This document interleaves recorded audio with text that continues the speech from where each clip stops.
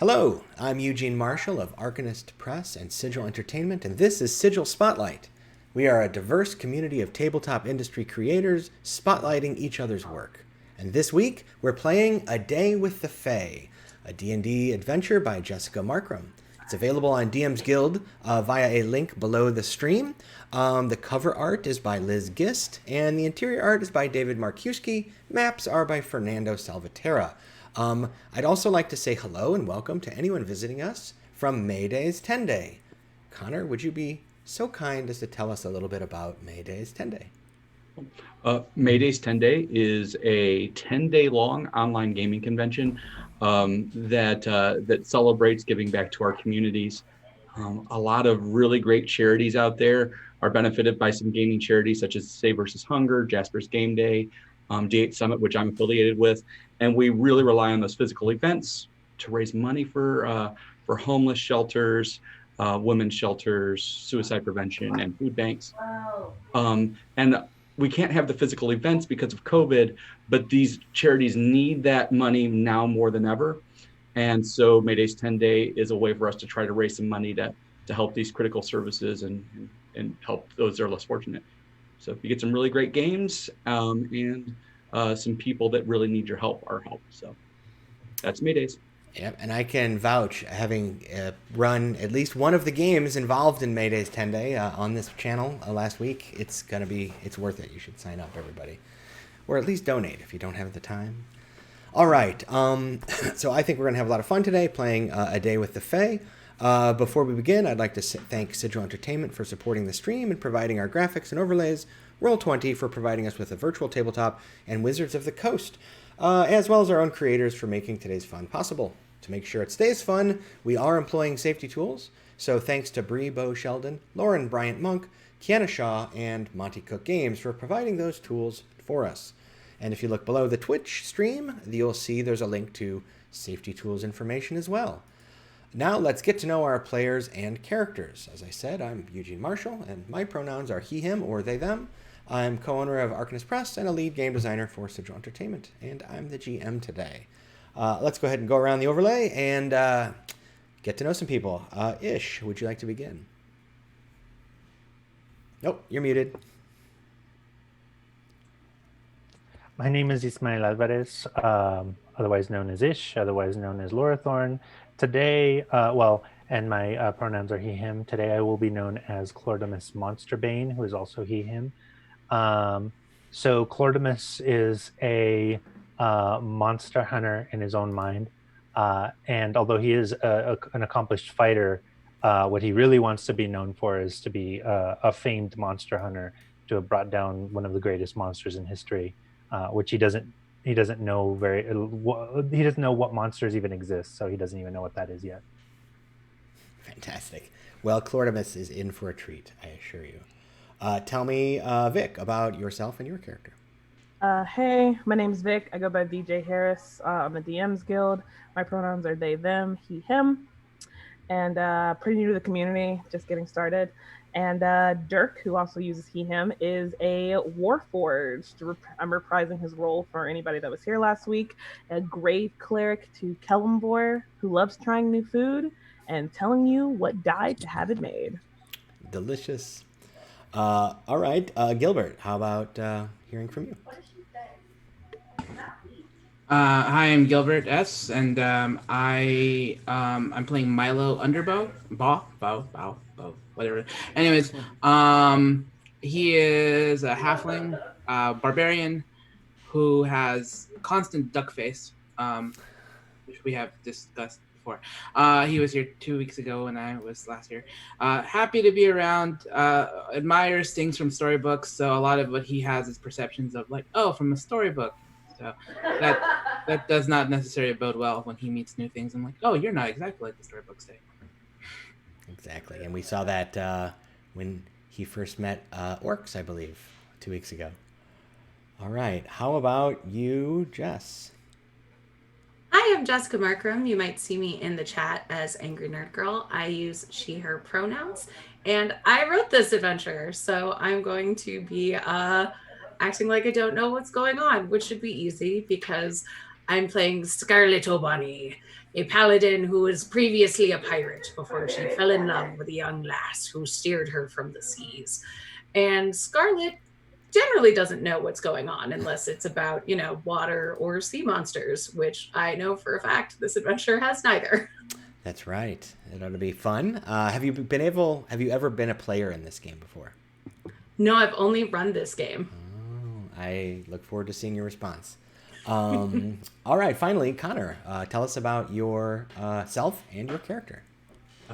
My name is Connor Self. My pronouns are he, him. And today I will be reprising Sildaris Spring Shoot, a tall, lanky teen of seemingly Scandinavian descent who hides a secret. He wears the mask of glamour because he is a furbolg, which he wears the mask of humanity like a lot of furbolg do to avoid attention. He also uses the pronouns he, him, and he's a naturalist and a little bit uncertain of himself. By a lot uncertain of himself. Fantastic. Clortimus is just going to stop everyone and say, "Be watchful.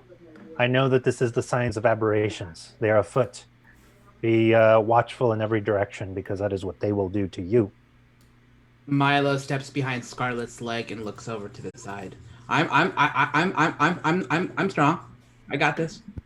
I'm always watchful, laddie. That's how I'm still alive. Difficulties. Describe to the audience and each other what each of your characters look like. How about that? Go ahead, Clortimus. What does Clortimus look like? Clortimus is a relatively tall man. He's a little bit older in years. You can kind of see the salt and pepper in his beard. And he wears this rather lavish, elaborate outfit that he thinks is what monster hunters wear. So it's like a big trench coat and this like kind of poofy shirt underneath, and like these big long boots with kind of like these poofed out pants. So he just looks kind of ridiculous if you ever stop and look at him. And he's got this huge pack with like everything you could imagine just kind of sticking out of it. So he's got like all kinds of tools and things. And his prized possession is basically, I don't think there'd be a Ouija board, but it's like the closest thing you could imagine to being some kind of a weird spirit calling like thing. All right, and let's hear from Dirk. So Dirk is a Warforged, and he looks more like a Bionicle than he does your standard Warforged. So he's got like the face plate essentially, and then the back, like behind all of that, is like all the gears and whatnot that would be, operating him and such. And then like parts of him have the plating the way his face does, but for the most part, you can see all of the like little intricate bits of what he's made out of. Fantastic. Metals and woods. And wears no armor, just has the natural armor, correct? Armor integrated into the chest plate, but it looks natural, so. Excellent. And so how about Scarlet? So Scarlet is a medium height human with bright red hair, but it's starting to get like yellowish streaks in it. She's in her mid 40s, and she is wearing full plate armor, but she still and she carries like a great sword and a great maul, but she still has a blunderbuss at her hip because old habits die hard. And she's traded in her captain's hat, but can't trade in her scarf collection. Fantastic. All right, let's hear from Milo. Milo doesn't wear much at all for a barbarian. He is a totem of the eagle, so he has, though the attribute he sort of adopted is a sort of permanent duck face, unfortunately. So he walks around shirtless and with, of course, pants, but other than that, duck face and all. Poor little 3-foot halfling. Fantastic. And Sildaris. I know you've described a little bit about Sildaris, but how's he looking right now, today? Sildaris is the visual opposite of Milo. Milo is small and cantankerous, and Sildaris is very tall and way too shy for his own good. So 6.5 feet tall at a minimum, but probably weighs 170 pounds soaking wet. Dusty blonde hair, and well-worn traveling clothes with muddy boots. He's never caught without his trusty woodsman's axe, which is like a woodsman's axe, but it's rather large. Excellent. So this band of motley adventurers travels through the woods. The moon above is full, and something about the trees makes them unsettling, as though they are not what they seem. Wings and sparkling eyes glint from the shadows around you, and leaves rustle, yet there is no wind. Though only a handful of creatures can be seen in the distance, the adventurers now realize that they and many more are watching them. You find yourself here approaching, effectively, a crowd of people. Scarlet has more hit points than that. There you go. And before you is a pedestal, and on this pedestal rests what a woman, a humanoid form, but seemingly made out of the stuff of trees, bark, leaves, branches interwoven to make hair. Yet she seems either at rest? No, she is dead. And surrounding her are a variety of the Fey folk. The most prominent being that which is standing opposite you on the other side of this pedestal, a great animated tree. And I will show you a picture of said tree here. David Markowski art there. All right, so this is he is standing towering above, and he's delivering some sort of sermon to those gathered. And those who are gathered are indeed themselves a motley crew. Nearest to you, you see an intelligent dog-like creature that seems to be bouncing around impatiently. I'm going to throw a bunch of images at everybody here. There's the dogs, one standing nearby, several others in the distance. You've got a bunch of small creatures flitting around you, some of which look as though they have butterfly wings, like this.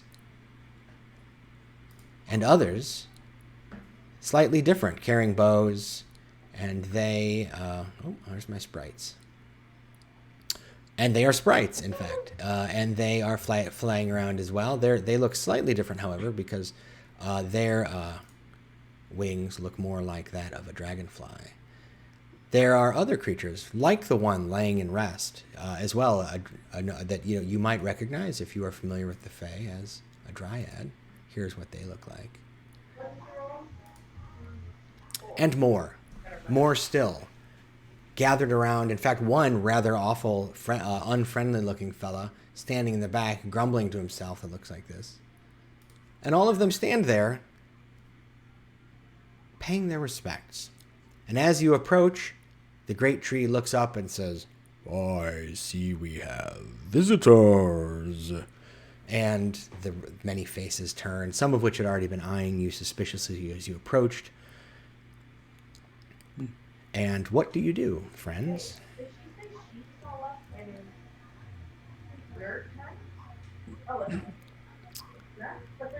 So, you are faced with a Fey funeral you've accidentally stumbled into the middle of. Any initial reactions? I think Ish had one, but he was muted. Oh, I'm sorry. Keep doing that. I'm sorry. No, Clordimus just says, these are those aberrations, what I've told you about, but be on guard and they won't harm you. I believe they're having a ceremony, and as long as we don't disturb it, I don't think they'll disturb us. They're more afraid of you than you are of them. Dirk will be like, sorry, my deepest apologies. We did not mean to interrupt such a somber and important occasion. What she means to tell you is, we're sorry we're late.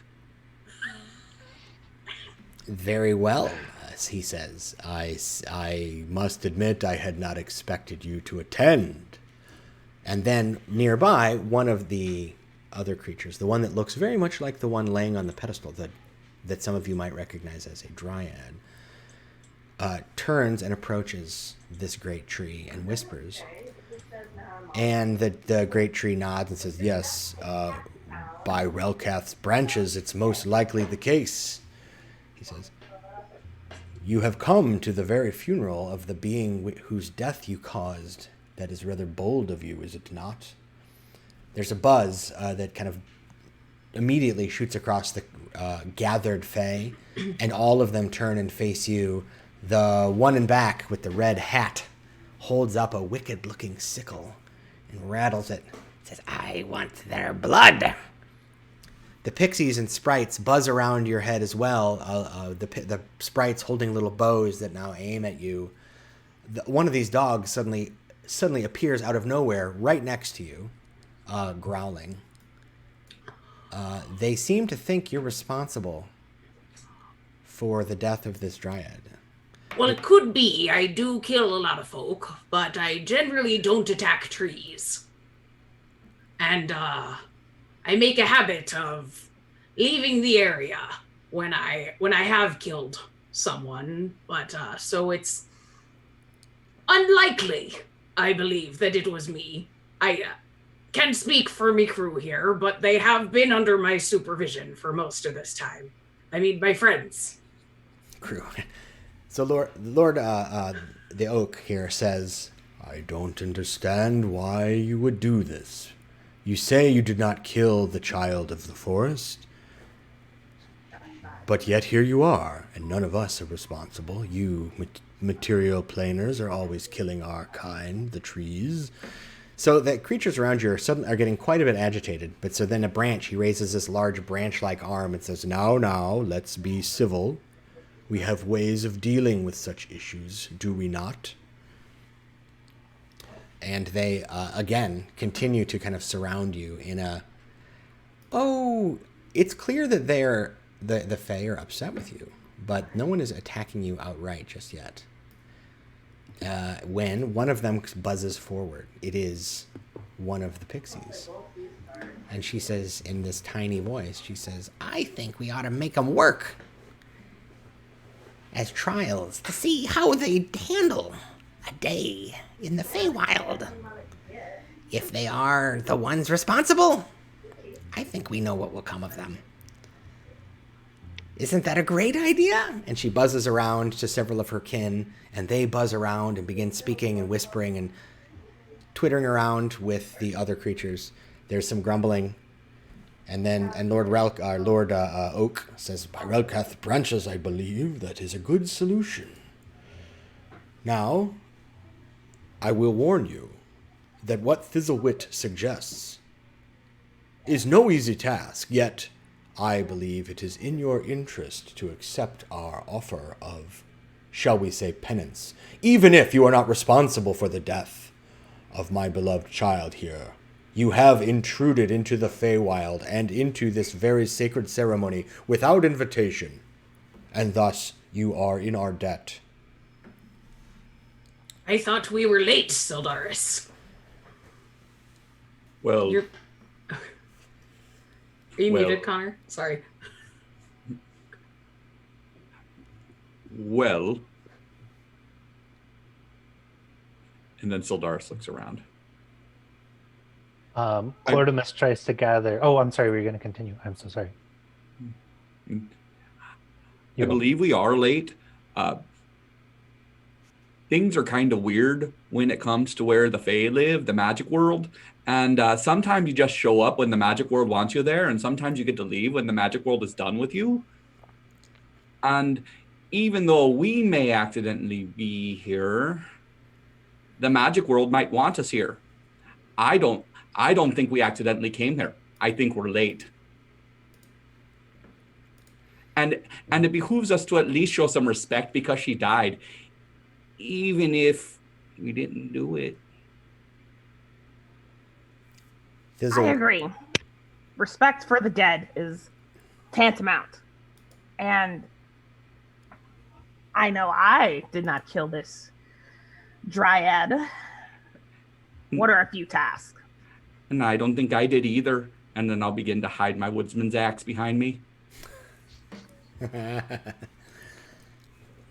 Milo steps forward and goes, "Hi, I'm Milo. I don't know what's going on. We don't kill kids. I don't kill kids, and I don't think it's fair to like blame all of us for something we didn't do." So Lord Oak puts a branch up against us. No, when I say she was my child, I mean she was one of the forest. She was hundreds of years old, though, by my lights, that is but a child. Still, you say you did not do this. Very well. I am no longer interested in that question, because what we have before us from Thizzlewit, our good pixie here, who has spoken in a way on your behalf, is a plan. Shall you fail in the tasks we set for you, bad things, I promise you, will happen. We do have a very upset dryad here, and the dryad standing next to the tree ant is kind of staring daggers at you, as though she blames you for the death of this companion of hers. Nearby, the red cap, the fellow with the red hat, rattles his sickle, and he says, "What Thizzlewit suggests is as follows. Go, explain, Thizzlewit." So she buzzes around and she says, "Okay, here's what I want you guys to do. For the next day, you're going to be like our servants, okay? Now, it just so happens that the next 24 hours are very busy here in our community. So there's a couple things happening that we might need some help. There's a big event happening over on the farm. There's some babies that need to be tended to. You need to help us with our livestock. After that, because I was going to have to do that, I don't like to do that. So you are going to have to do that now. Now, after that, there's a performance. But it's really a hassle getting everyone seated and to play nice with one another, let's say. All right, so we would like you to do, like the ushering. So your job will be to make sure everyone gets a seat and that everyone's happy. Good luck. After that, there's an evening party, and it's very important that we need someone to attend to make sure that the food and drink is appropriate. You see, it's not just any party. It's a royal party, okay? So we need you to test the food to make sure it's not, that it's safe to eat and drink. You're going to be like the royal food testers. I know, that's so exciting, isn't it? I bet that food's delicious. Now, if you do these three things, then maybe I think it'll be okay for us to decide that you're not so bad after all, and maybe you're not responsible for the death here. But until then, I think that that's probably the best thing that we should do.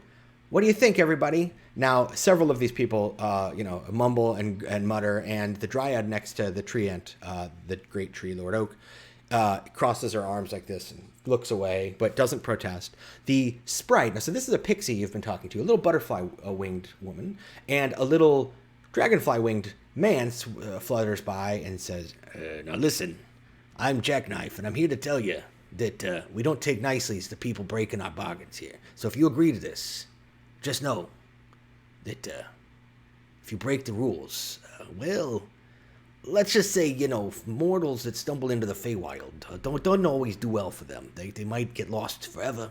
They might die. Believe me, you'll meet a few people that have suffered worse fates than that if you are careful tonight. And you might avoid that fate as long as you uphold your end of the bargain, which is to do them three tasks. I'm going to be watching you, all right?"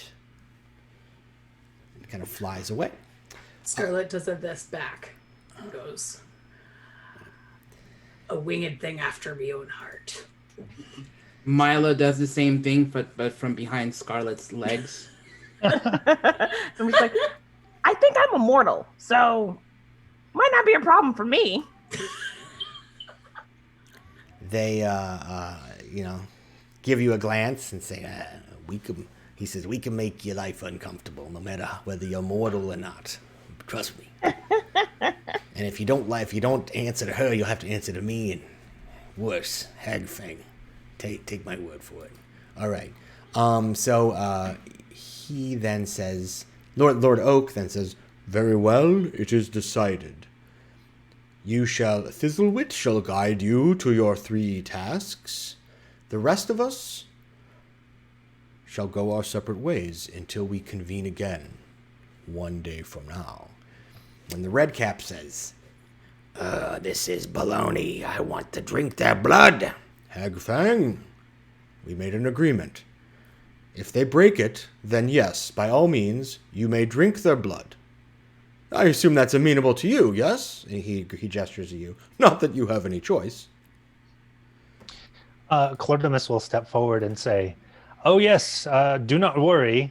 I understand that you have brought us to this task and know that the great name of Clordimus Monsterbane is on the task itself. And know too that I have not turned away, nor fretted, nor rejected this offer, because that is exactly the kind of man that Clordimus Monsterbane is." Lord Oak looks and at then, Yeah, go ahead. Sorry, and then he looks to the back of it, over to his party, just like. Sorry. Scarlet kind of gives him a thumbs up. So at that point, yeah, I think that Lord Oak, you've never seen a tree look confused before, but the tree just kind of, yes, what? Yes, very well. Then the little pixie floats up and says, "Now wait a minute, we should probably check something out here." It says, "If you'll allow us, I'm just gonna place my hand on your shoulder. All right, go get the rest of them, boys." And so these pixies kind of descend on you in like a little swarm, and there's one next to each of you. Each of them wants to put their hand on your shoulder. So this won't hurt nothing. We're just checking out to see, if you're really guilty, because I need to know before I agree to this deal. And if we find out you're really guilty, well, I think Hagfang's going to be drinking your blood in a minute. So he puts his hands on you, on your shoulders, as long as you don't protest, and closes his eye. All the pixies do this, and then a moment later, they open their eyes. Now, before I say what they say, you tell me, what are your alignments? Let's hear, what is Clordimus's alignment? Chaotic good, though he would never admit it. Fair. All right, how about Dirk? True neutral, like death. Excellent. And Sildaris? The most innocent, neutral good possible. All right. And Milo? You're neutral. And Scarlet? Neutral good. She's trying to be better. All right.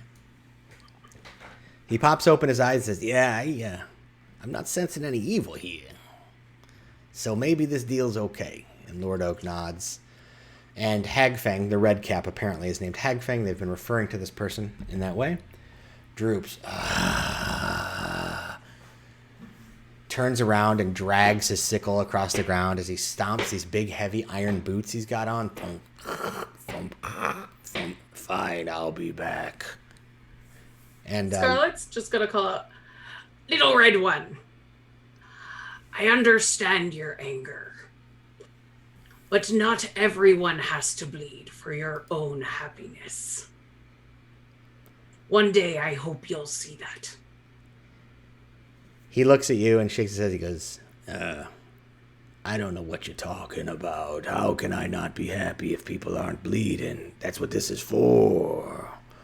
Only reason I came to this dang thing is because the Dryad here was kind to me once, and I felt I owed her. I had to pay my respects. I owed her a life debt. The rest of yous are crazy, thinking you let these material planers come in here, probably responsible for her death, despite what their goofy pixie says." He says, "I'm a sprite, sir." Whatever. He turns and wanders off. He seemed unconvinced by your entreaty there, sad to say. Sildaris leans closer to Scarlet, has to crouch down to get to head level, puts a hand up and says, "I think he kind of likes us. Normally when those of his sort want to do you violence, they don't drink your blood, they simply dip their hats in it. And if he wants to drink us, well, maybe he likes us more. I don't know, I think he's secretly a softie." Then there's hope for the wee one yet. So at this point, the funeral seems to be breaking up. The pixies and sprites, many of them are starting to disperse. The blink dogs blink, and now you don't see them anymore. The one dryad, bye. The one dryad that you have seen that's standing near the tree end looks over and says, you hear her say to Lord Oak, well, it's like, I'm glad there wasn't any violence at the funeral. That would have been awful. And she turns to you and she says, I'm Elmroot. I'm the root mate of the deceased. Please do your best to fulfill the bargain. I would hate for this to be marred by the murderers arriving and ruining the affair. If you are indeed innocent, as you say, show us. And then she turns and walks right into a tree, as in, is no longer seen. She strides into the tree and disappears. The oak is actually, this whole time, been slowly turning. It just takes him a while. And so it's just him and you and one pixie floating around now. And he then stops and goes, good luck. And he starts to... And then you realize that actually several of the other trees around you are also animated. You didn't know they look just like regular trees, because 3 of the trees around you, these great massive things, oaks, cedars, pines, elms, turn and start walking away, leaving you only with this little pixie. And her name, as she mentioned it before, is Thizzlewit, and she says, all right, now you get to go meet the farmers. Isn't that exciting? Come on. And she starts starts buzzing away off in one direction into the woods. We should follow the firefly. Well, now you all will get a taste of what it is like to be Clordimus Monsterbane. You see, everywhere Clordimus Monsterbane goes, I am asked to perform a number of tasks for the purpose of proving my name, and I do it each time. But everywhere I go, they go through great elaborate ruses just to convince me, Clordimus Monsterbane, to perform these tasks for them. That is what it is like to live as myself. Milo's already darted off and following. Didn't even hear most of that. Just runs after whatever is going. It's all right. I'll catch him at dinner. Derek's just looking at him like... And he's completely serious, like deadpan, just... Clordimus is Hercules in his own mind. Absolutely.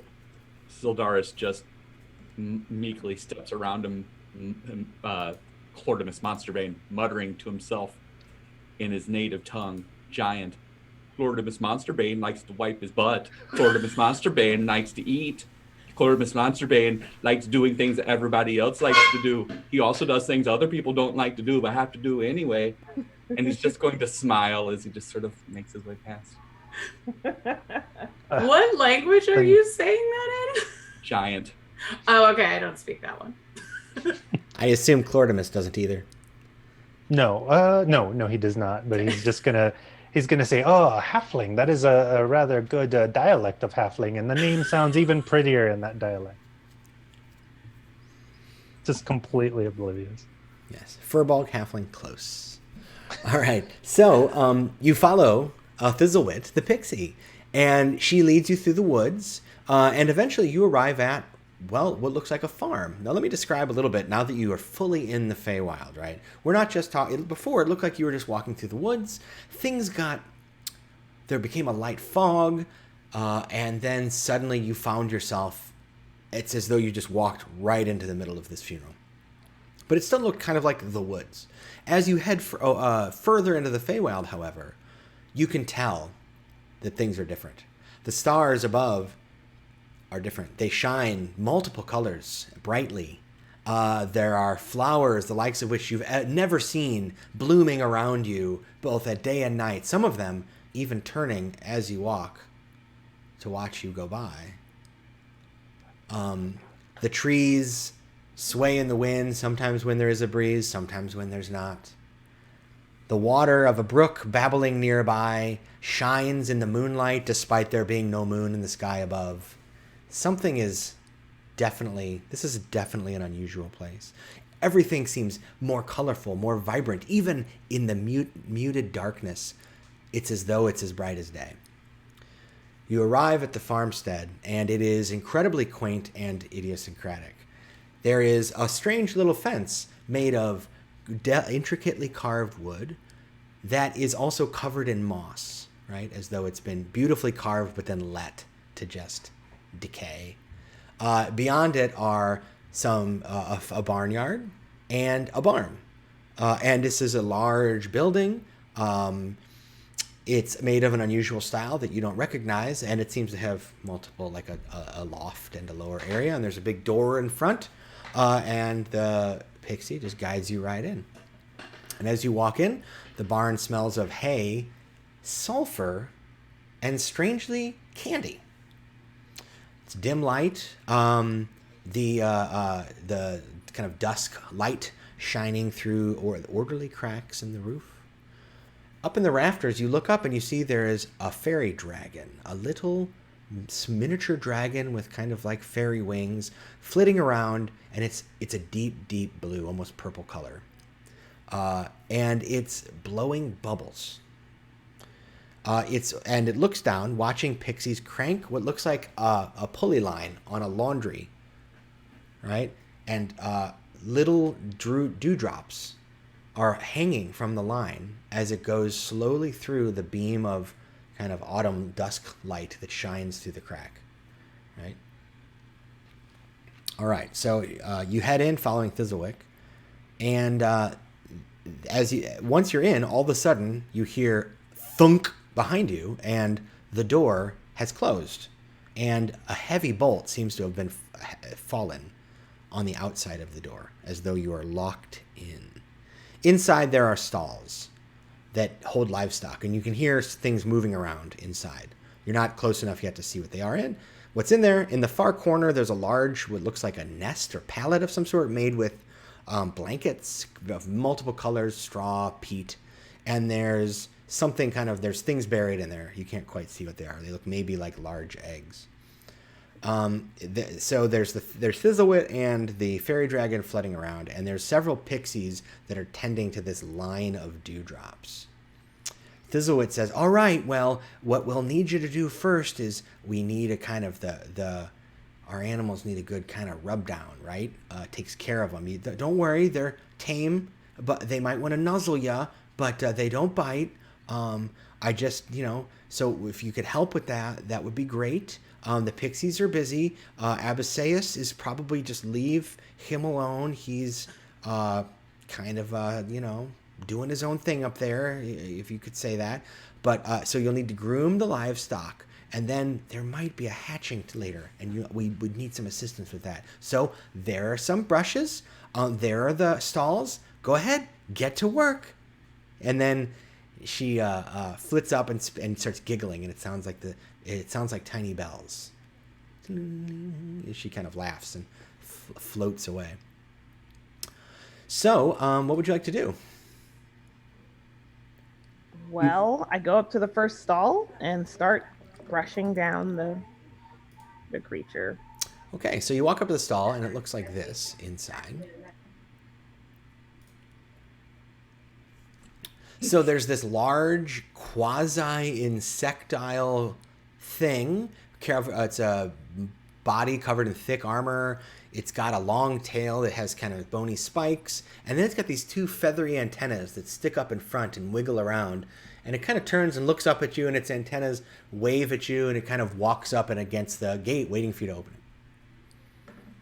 If you don't know what this is, feel free to make I guess it'd be a nature check. I feel like Dirk would know what this is, being part metal, and his face is just. Are you sure they don't want us to die? It is, yes. Okay, I think that's fair. I think that's a gimme for Dirk. Sildaris, did you have something? Sildaris looks at Dirk, looks at that monster, looks back at Dirk, looks back at that monster, and says, Yeah, maybe I want to keep that one at reach. Clortimus is already walking over to one of the stables, like kind of half muttering something like, "Oh, most people don't know is these things are technically dragons, but if you come at them from behind, they're perfectly harmless. So just don't even worry about it. Just watch me, and you'll know exactly what to do." He starts like, going into it with aplomb, like he doesn't even care. So with that, Sildaris will turn to everybody and says, "Okay, now I want you to avert your eyes. He's wearing a belt buckle." So yeah, you do open the stall and head in. Does Clortimus head in? All right. So Clortimus opens the stall, heads in, and there is another one of these creatures there, and it turns. It doesn't. It seems quite domesticated, if you will, right? It kind of just like walks over towards you and turns sideways, as though it's waiting for you to approach and groom it. Clortimus will just get right down to it. All right. So as you do, it kind of turns and nuzzles into you. Its antennas kind of. So you tell me what metal item is just got rusted. Your belt buckle, if you prefer, but I'll leave it to you. Here, I'm going to leave it to fate. Okay. So on a 1. Okay, no. Apparently, he's wearing his pantaloons are poofy and will stay on. But let's see. He does have a number of things. I can find where all of that is listed. Well, heck, why can't? Okay, here we go. Chainmail, a shield, a warhammer, a hand axe, a crowbar, a hammer, pythons, and that's about it. Like everything metal on there, I'm guessing, is just about to become Rust Monster Chow. So, I mean, the way it works, right, is that these antenna, now these are smaller and they're nuzzling with you, so it's actually quite hard to keep the antennae off of you. I'm not going to, it doesn't hit every single thing on your person at once. So I would let you choose what it is you're going to lose. I'm not going to make you lose your armor and weapons right now if you don't want to, just because that's sure. But if you want or they could be damaged. It's your, I wanted to leave it to you. I mean, I'll choose if you want me to. You know what? He would probably be so energetic about going into it. I'd say his chainmail would get damaged. So he just doesn't even care. He's like, oh, it's doing its job then, I suppose. See, grooming these things is dangerous business, of course. So I suppose then the antennas brush up against your chainmail. You begin to get the feeling that the chainmail is become tarnished or dirty or something. So if you'd like to try and make a dex save to step back or to protect the chainmail, you can. But because the antenna, these exceptionally small ones, or kind of oh no, those are the newborns, right? Okay, so yeah, it's the old regular rust monster. So go ahead and make a dex save, and we'll see how you do. All right. See, does that do it? Wait. 22. There it is. Okay. So you see that this is beginning to rust your metal, and you're able, with your kind of clothed arm or hand, to just kind of push the antenna away enough that it doesn't like rust all the way through your chainmail and put big holes in it. But so yeah, you were able. So one is effectively being groomed, but there are more. In fact, there are 10 tame rust monsters in the stalls here. And what? So is Clortimus going to do these all by himself? What is Milo up to? Milo has found a chair, just because he knew he's not tall enough to do this, and the brush has dragged it over to one of the stalls and realized he can't carry everything inside, so he drops like his scimitars and then drags everything else in. All right. So you head in now, no armor. Now your scimitars are outside, so very little metal on you at all, as far as I can tell. I have a javelin and a short bow, so anything of those that gets damaged, I don't really care. All right, well, let's say the short bow is wood and twine, or and sinew or something. So let's say the one javelin might get rusty, unless you see that it's being rusted and pull it away. But you head in, and another one of these creatures comes up with you. Its antenna kind of like brushing your face. It's quite soft, actually. I give it kisses. Yeah, it likes the kisses. and it nuzzles, and you're able to groom it quite easily. If you want to make a dex save to save one javelin, you can. Otherwise, mark off one javelin as turned into a pile of rust dust in your hands. No problem. Which makes it quite pleased, actually. It's like a snack. Yeah, I try to climb on top of it and groom it. Yeah, I think that's... I probably don't succeed. I try. Well, if you want to try, if you want to have the dice determined, or otherwise, because it's a medium creature and you're small, so you can climb on it and ride it, and it's domesticated, that it will allow it. It's not comfortable, because if you look at the picture on its bony back, let me refresh that picture for you. It's, that's not comfortable. So cute! So it's up to you. If you want to use the dice to determine how successful you are at climbing or whatever, that's fine. Otherwise, we can just narrate. It's up to you. I've got no athletics capabilities, so no, I fall off. All right. So but you go. I would more like playfully fall off. You climb up and you get over, and then whoop, you just slide right off the other side. The rust monster turns to worried that you're injured, kind of nuzzles you, and its little feathers are brushing against your cheeks. And I give it more kisses. So we've got 2 rust monsters taken care of. Is Sildaris going to get in on this action? So Sildaris is going to be a little bit busy. He's going to he knows well enough that he should take off his metal armor, that he should leave behind his trusty axe. Just get, make sure that I'm down to my simple woodsman's clothes. I'm not worried about metal at that point. A simple woodsman wears no metal. But there's enough heavy stuff, and leave my backpack and everything too.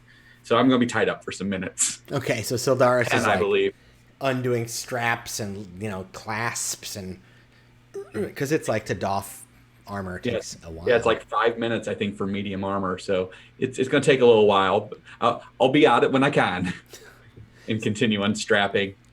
So Scarlet in plate mail, how are you doing? Yeah, Scarlet was gung-ho to get to work, but as soon as she saw what happened to Clortimus, she went, "Oh, this needs a think." And seeing Sildaris getting undressed, she's going to go over to a corner, start to take off her mail, and one by one chunking all her weapons in kind of a corner, and trying to lay her bag over them. So in case the critters get loose, they might be drawn to it, but they won't, laying her bedroll basically over her weapons and her plate mail.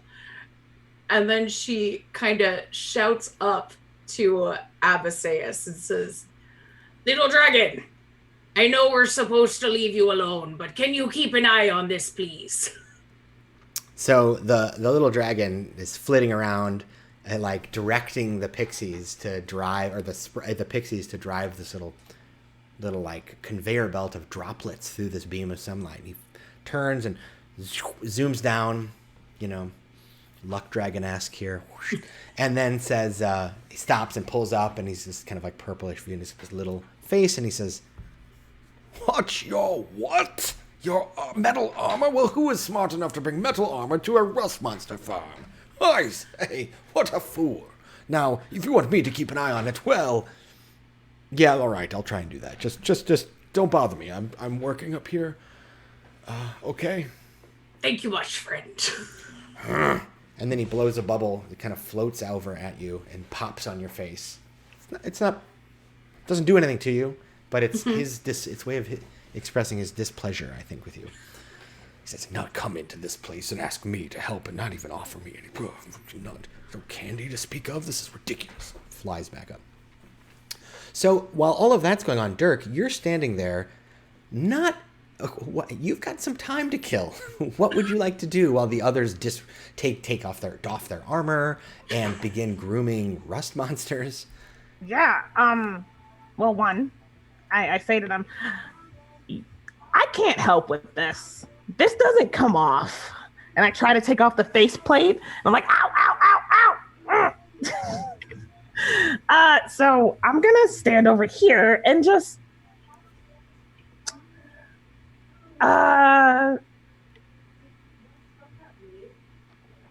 Hope you're all doing great. I'll cheer you on. Good job. So you announced this to like everyone present, I take it, Dirk? Yes, and I'm like, I'd love to help, but if my legs, if this gets rusted and I touch the shins on my legs, I'll fall over. If this gets rusted, I don't even know what happens to what's behind here.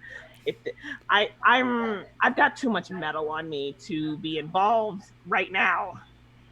So the Abysseus, the fairy dragon, kind of turns and is listening and then flies down, but keeps his distance as though he's not super comfortable getting really close to you, and says like, "This is interesting. I've never seen a being like you here before. You do realize, don't you, that you've just brought, like, a smorgasbord to this party? I mean, look at you. I did not know we were going to be grooming. Who signs up to groom rust monsters not knowing what they are? We didn't sign up to groom rust monsters. We had to do this. And so Thizzlewit is still present up. She had been buzzing around up below. She buzzes down and whispers in his ear. Psst, psst, psst, psst. What's this you say? Oh, yes. I see. Oh, very well. He says, you shall come with me then. You with the metal. Just keep your distance. I'm not a fan of that material, but come.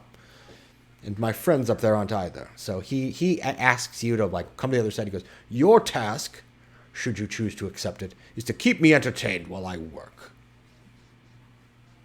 Can you do something entertaining?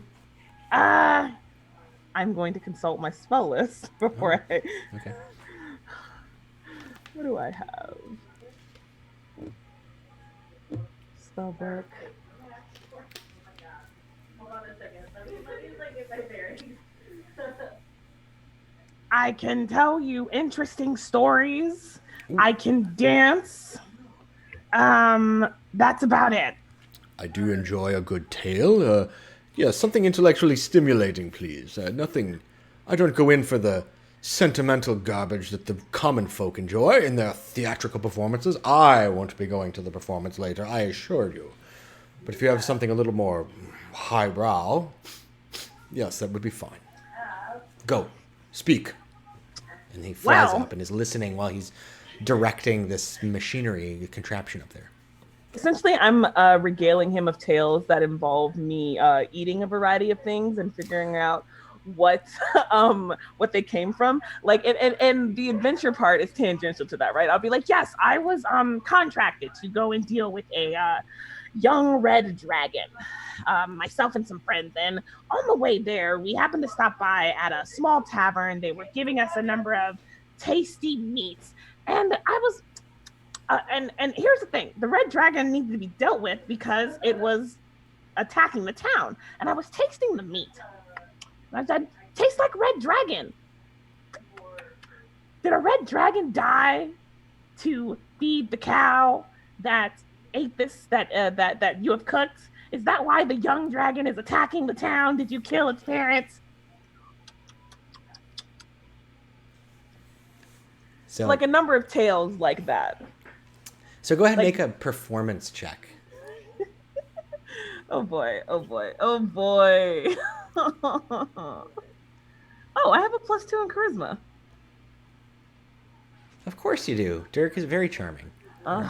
So 10. 10 is, that's average. An average performance.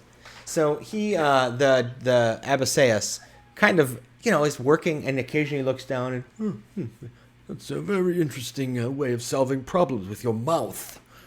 I know some around here who solve problems that way, but usually it's by talking, not eating. And that's all they do is talk and talk and talk. Anyway. I think it's a gift from my lord, Kellumbor. I wasn't always able to do this. Fascinating. Well, I suppose you have kept me occupied while we've done this. Meanwhile, the rest of you have been grooming and grooming. So he says, very well, here, for entertaining me, I'll grant you these. And he flies up, and he very gently picks several of the drops of water off of the line that have passed through the sunlight. And he brings them down, and he says, I shall apply these to several of the rust monsters. Watch. And he flies over and shakes his hand, and this drop falls, and you can see now that it's close. It's not just a droplet of rainwater or dewdrop or something. It's It's as though it's glowing with sunlight, as though by passing through the sunlight in this strange contraption and being tended by these mystical beings, it has captured a little ray, a beam of sunlight in itself. And when it hits the back of the rust monster, it kind of shimmers all over the rust monster. The rust monster kind of does this shaky thing, and then just like relaxes and like curls up and goes to sleep. It says, "There, now that one is clean." Boop. Psst. And then the next one does it, right? So he does this to 2 or 3 of them.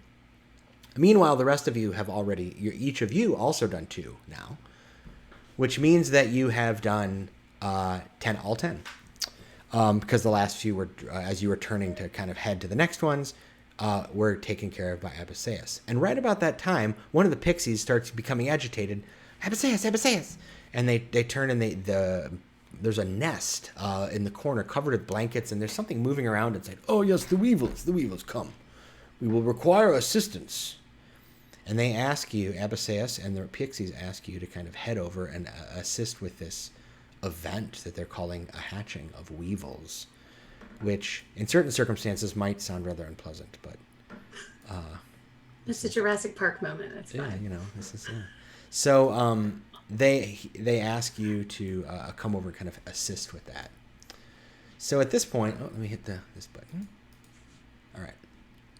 So you head over, and what you see is that there's multicolored blankets, and on them, and beneath them, you can see that there are eggs moving about, and these things are beginning to hatch. So let me do this. All right. So go ahead, and at this point, let's see here.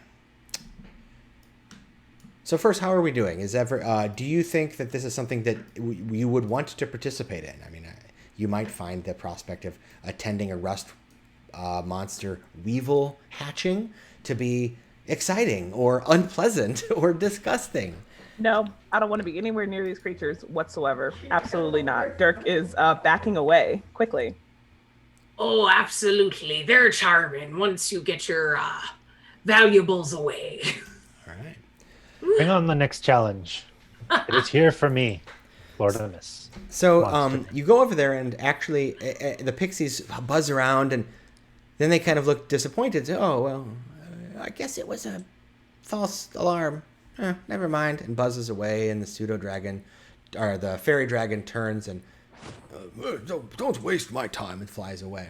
So who has the highest passive perception? What are your does anybody have a high passive perception? I didn't look. 9. 9. 14. 14. All right. Sildaris. 15. Okay, it looks like Sildaris wins that competition. So Sildaris, everyone is turning to leave, and then you hear cracking from underneath one of the blankets. Oh, this is wondrous. So, Sildaris will stop for a second and release the glamour. So he appears in his true fey body, and then he crouches as small and as close to the ground as he can. His eyes just inches away from the egg. Doe eyes, ears flicking a little, like he's just waiting for something beautiful to happen. So out of one of the eggs cracks, and a tiny little rust monster climbs out. It looks very much like the large versions, but it is quite a bit smaller. It has those large kind of antennae that were all curled up inside the egg. And as the egg cracks open, they slowly unroll and begin to kind of like feel around, and the eyes kind of crack open for the first time and are blinking. And it makes this weird little buzzing sound when it opens its mouth, and it kind of tumbles out of the half shell and then kind of like nuzzles at your foot. You're not wearing any metal at this point, so it just it kind of like nips and chews a bit at your foot. And then at this point, the Abysseus turns back and says, "Oh, we have a hatchling." And then more cracking happens and more. And then they ask, the rest of you, save Dirk, they say, "Well, you stay over there, metal person." And they ask you to kind of each kind of help handle the hatchlings and take them up. And in the midst of all of this excitement, it's only halfway through that Abusaeus turns and double takes. Well, I say, look at you. You're not what you seemed before, aren't you? To you, Sildaris. Why didn't you let us know you were kin? Why didn't you already know? You live in the land of magic. Nothing is as it appears here. Is it surprising? Is it surprising? And coochie coochie. Coochie coochie. Is it no, it's not surprising, is it? And Sildaris will meekly pull out a coin from his coin pouch and hand it on over, and then begin singing to it an elvish lullaby. It kind of gets all of its like 4 legs kind of clamp around it, and its mouth and antenna begin to rub on one side, and it slowly starts to rust, and it kind of rolls over on its back and is like rocking onto its side, and then it falls asleep holding like half of what remains of this coin against its chin. And that slowly turns into a pile of little rust dust. And so it goes with the rest of them as well. Around this time, Thistlewood returns.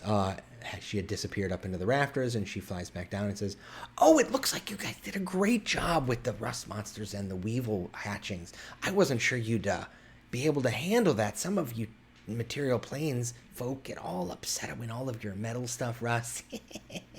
"Oh, you look like you still have all of it. Okay, well, that didn't go how I planned, I guess, but that's fine. Good job. They do okay, Abusaeus?" Yes, what? Leave me alone. "Oh, I guess that means yes." And then you hear a thunk, and all of a sudden the door just kind of opens of its own accord. "Now you can go. Well, not far. Follow me." And she kind of buzzes away out the front door. "Goodbye, little ones." And Scarlet's going to flip them a few coins from her pouch after she gets, all of her gear back on. Right. 10 minutes later, she's like that really, really long, like gearing up scene. Plate metal, great sword, Yeah, mace. I gotta say, I understand that the armor is really intricate, but to think it takes 10 minutes to put that stuff on. It really does. If you've seen somebody put it on for real, it really takes that long, and usually takes help. Yeah. Yeah, I was gonna say you usually need like assistance or something because it's so heavy. So, Sildaris will look up at the dragon and say, "Excuse me, sir, is it okay if this one comes with me? I kind of given it a name already." So Abusaeus looks down and says, I think that's a wonderful idea. You have helped these hatchlings bring these hatchlings into the world. I think you have a good hand with them, Feykin. Very well. So you now have a rust weasel of your very own. Sildaris, you better keep that thing away from me. Right. It's not my time to die. But Dirk, I thought you were immortal. I'm not going to die of old age. Don't worry about it. Featherbrow would never hurt you, would you, Featherbrow? Not on purpose, but Oh. it's a baby. Well, That is okay. I've heard many a tale of developing a resistance to these things. With little exposure day by day, you might one day be able to hold such a magnificent dragon such as that. That is not a dragon. Well, not by the strictest sense, I suppose. Not by any sense, but okay. All right. And I make a point to stay away from Sildaris as much as possible. it's okay, Featherbrow. You can be anything you want to be when you grow up, even a ferocious dragon. Yes. Scarlet's gonna walk with Dirk. I go, Featherbrow is a good name. It's quite fluffy. It is a good name, but it's still a killer. Oh, well, it's not so much a killer as just a devourer of coin, which is also not terribly pleasant, It's not good for the coffers. It could kill me. Who knows? Don't be typing Featherbrow. Featherbrow is still young and impressionable, okay? We love our babies. We don't call them killers. It might not kill you, love. It might just change your form a bit, like how Sildaris changes. I can't change back. You know what? It's fine. Sildaris, if Featherbrow, is that right? Featherbrow. If Featherbrow rusts me, I expect you, as his parent, to pay for the repairs. So you're saying I'm Featherbrow's parents? Yes. And then you see a little tear begin running down a blue cheek. Congratulations, Sildarius. You're a pappy.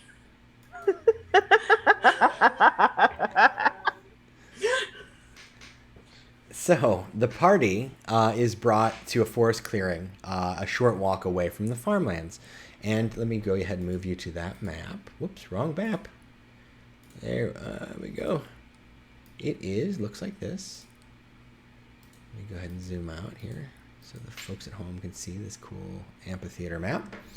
All right. So as you're flying, Thizzlewit informed Sal for these beautiful maps. Sorry, I just wanted to call out like how beautiful his maps are. Yes. Yeah. What was his name again? Fernando Salvatierra. There you go. So that good maps from Fernando. Thank you for those. As you're flying, Thizzlewit informs you that you're going to serve as ushers for a very important event. Archfey Lady Veronestra is actually hosting a grand ball this evening, and you'll be doing food tasting for them, she reminds you, for that event. But this afternoon, all of the area's musicians are going to compete for the chance to play at tonight's festival. Tonight's event. So this is like a performance for everyone who wants to try to perform at Lady Veronestra's event. And so whoever wins today's competition gets to perform for the Archfey Lady tonight. So they think it's quite important. There will be musicians performing on stage, and the audience members are going to kind of come and go throughout the competition. Your job, she says, you have to greet and seat all the guests that come, and make sure that you're seating guests in between the competitors. We don't want the competitors sitting right next to each other. They're kind of, feelings are running kind of hot right now. You get the impression every day in the Feywild feelings run kind of hot. But setting that aside, she assures you that this is quite important and that every audience member needs to be treated with respect. And, oh, by the way, don't get caught up by the music yourself. Some people find it, especially folks from the lesser planes, find it entrancing. So she brings you in, and the theater's seats are actually made out of twisted branches and knotted vines. They seem as though they had just grown right up out of the ground into the shape, the stage as well. Rows upon rows of these seats encircle the stage, and the stage itself is covered in flowers. The sun is shining quite brightly now, and the sky is warm. The air is warm. There's a slight breeze. The theater is quite open, and everything is quite lovely. But strangely, there's a kind of heavy, perfumey smell here as well. It's quite strong. All right. So in this case, let me get you. Oh, are you not on the map yet? Let me put you all on the map. So what you're tasked. I'm going to put you all over here with being an usher at a performance. So what I would like to do before we do this is actually take a very quick break.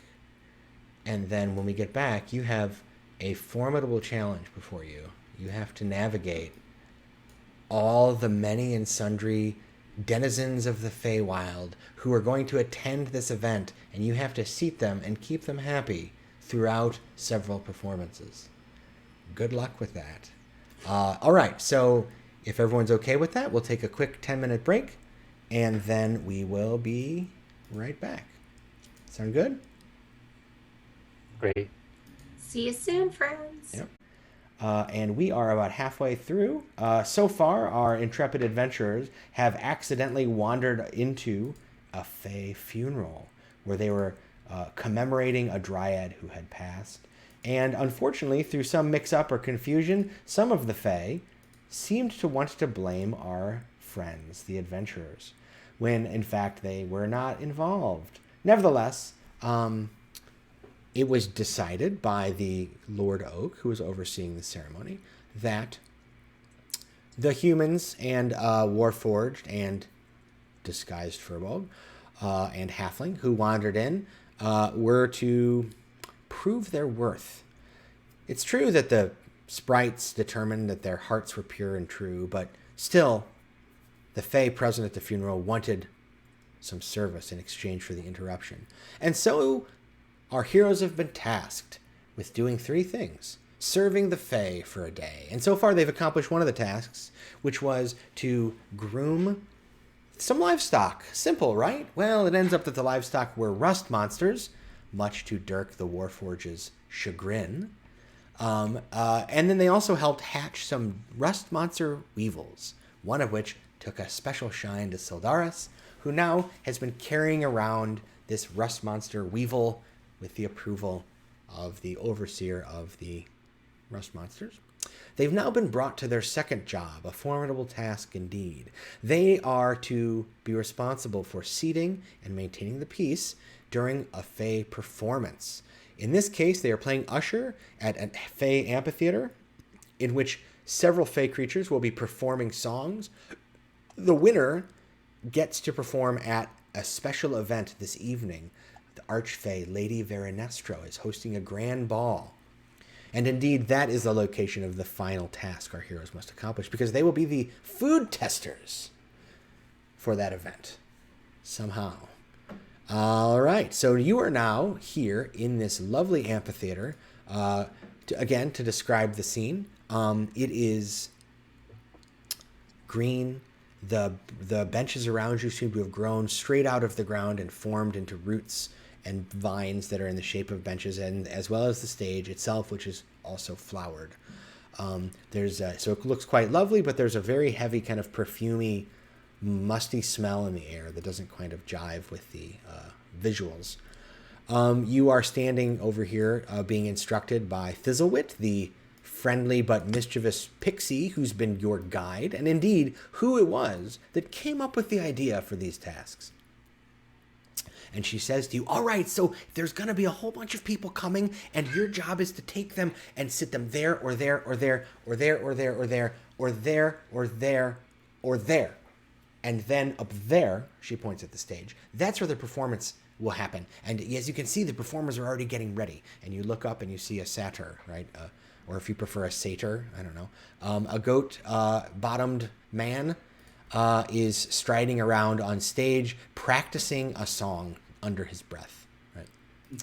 So he's doing that. Off in the distance, you see some other people that are like kind of milling around. There seems to be a bard that's playing music and speaking to a blink dog that's following him around. There is also another satyr off in the distance who seems to be drinking heavily.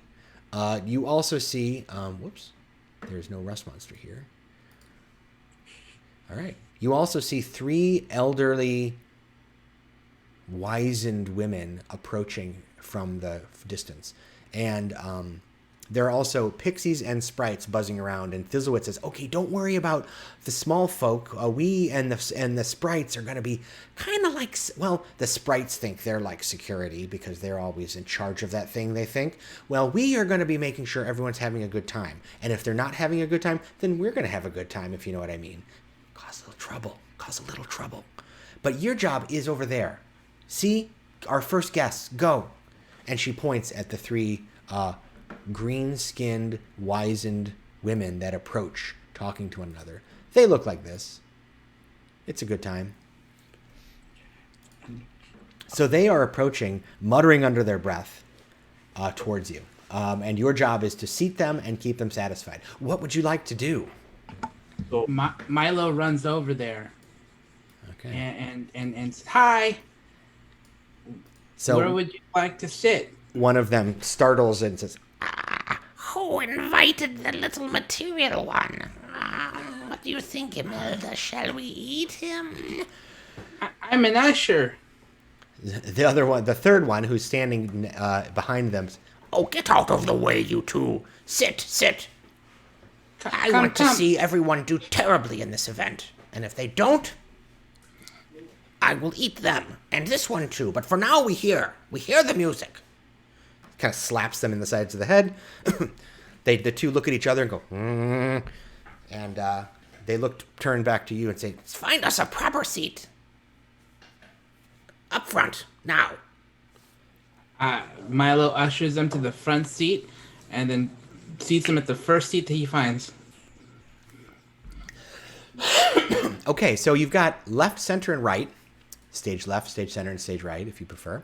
And in the front row, middle row, or back row, which one do you want to direct them? Because this is going to be, well, It's a puzzle. yeah, you might find out that this matters at some point. How many seats can each row take? It depends on the creature. So these are medium creatures, so you could fit 3 on the front row, but you could probably fit 4 on the middle row and 5 in the back row, maybe 6 of middle-sized creatures. Medium. I take the 3 of them and seat them in the front row left. Front left, okay. House left. I too did theater long ago. Let's see, that means over there. All right. All right, so I'm just getting you guys, imagine you guys standing in the rows here. So if you want to move yourself around to a different location, feel free. Also, imagine that the pixies and sprites here are constantly in motion, buzzing around, talking to one another. The pixies seem to be spending more of their time talking to one another, and the sprites seem to be spending more of their time standing around doing this in the air. Like they're just looking for trouble, or like expecting trouble, right? They're clearly playing the role of security, whereas the pixies are. It's not exactly clear what their purpose is, other than the spice of the party, let's say. All right, so Fizzlewit is buzzing around. She says, a few of my friends are going to perform too. I bet they're going to win. I'm super excited. And then she turns and says, let's see here. So as you've seated, so Milo seats these hags, and they, which if indeed this is obviously what they are. And as you're walking away, a sprite flies over to you, and you recognize, I would assume, you're able to recognize one sprite from another, and they say, Hey, you made it. I guess that means you satisfied old Arisaeus over at the farm. You know what? I could tell. I could tell that you were good folk, so I'm glad to see you made it here. But I'd be careful. Some of these guests are gonna be trouble. But I'll tell you what. Anybody becomes unruly, hey, and that includes you. We're gonna throw them out of here. All right? You just let me know. Kind of buzzes off. I like that one. The whole time, Sildaris went into his pack, pulled out his trail cheese, the kind that would be covered in wax to keep it from going moldy or getting wet on the road, pulling off chunks of the wax, kneading it in his fingers until it gets soft, and then gently placing it in his ears. Just calmly, quietly, trying to create something to muffle the noise that's going to come. He knows it's coming. It's going to be here. Are you going to share? What? Share! You don't like music then? Thank you. I spent a lot of time on it. I go and pull the wax out of his ear. Do you have more? I'll pass over the cheese, but I'll make sure to take up a little bit and then look for the ear holes on Featherbrow. Like, I don't know if they have ear holes, but I'll keep a little bit of wax just to see if I can do something for Featherbrow, just in case, I like good music, and just in case it's bad, I'd like to have some of that wax. Thank you. all right, so you guys are putting, so tell me, so you're putting wax in your ears. This is Dirk and Sildaris, correct? I'm not putting the wax in my ears yet, but I have it at the ready. Okay. But Sildaris, it's in for you, right? All in. All right. Seems like a waste of good cheese, if you ask me. So, yeah, that's a lot of cheese to fill up those big furball gears, too. Oh, I'm not putting the cheese in there, just the wax that would... Oh, okay. I thought you put cheese in your ear. The cheese is for eating. I don't know what kind of cheese you're bringing, All right. Just imagine you like balling up hard cheddar. Right? It's like, wow. Can Milo eat the cheese? Is that... Yeah, you keep the wax and you get the cheese. So, all right, you're doing that. You also notice there is, so here's what you in addition to the sprites and pixies, you see that off to the side, there is another one of these fairy dragons flying around. Another one. This one's a little bit different shade. The other one was an indigo. This one's more of a violet, and it's just actually resting on the grass off to the side, just kind of looking around, not really seeming to do anything. So that creature is sitting off to the side. The sprites and pixies are buzzing around.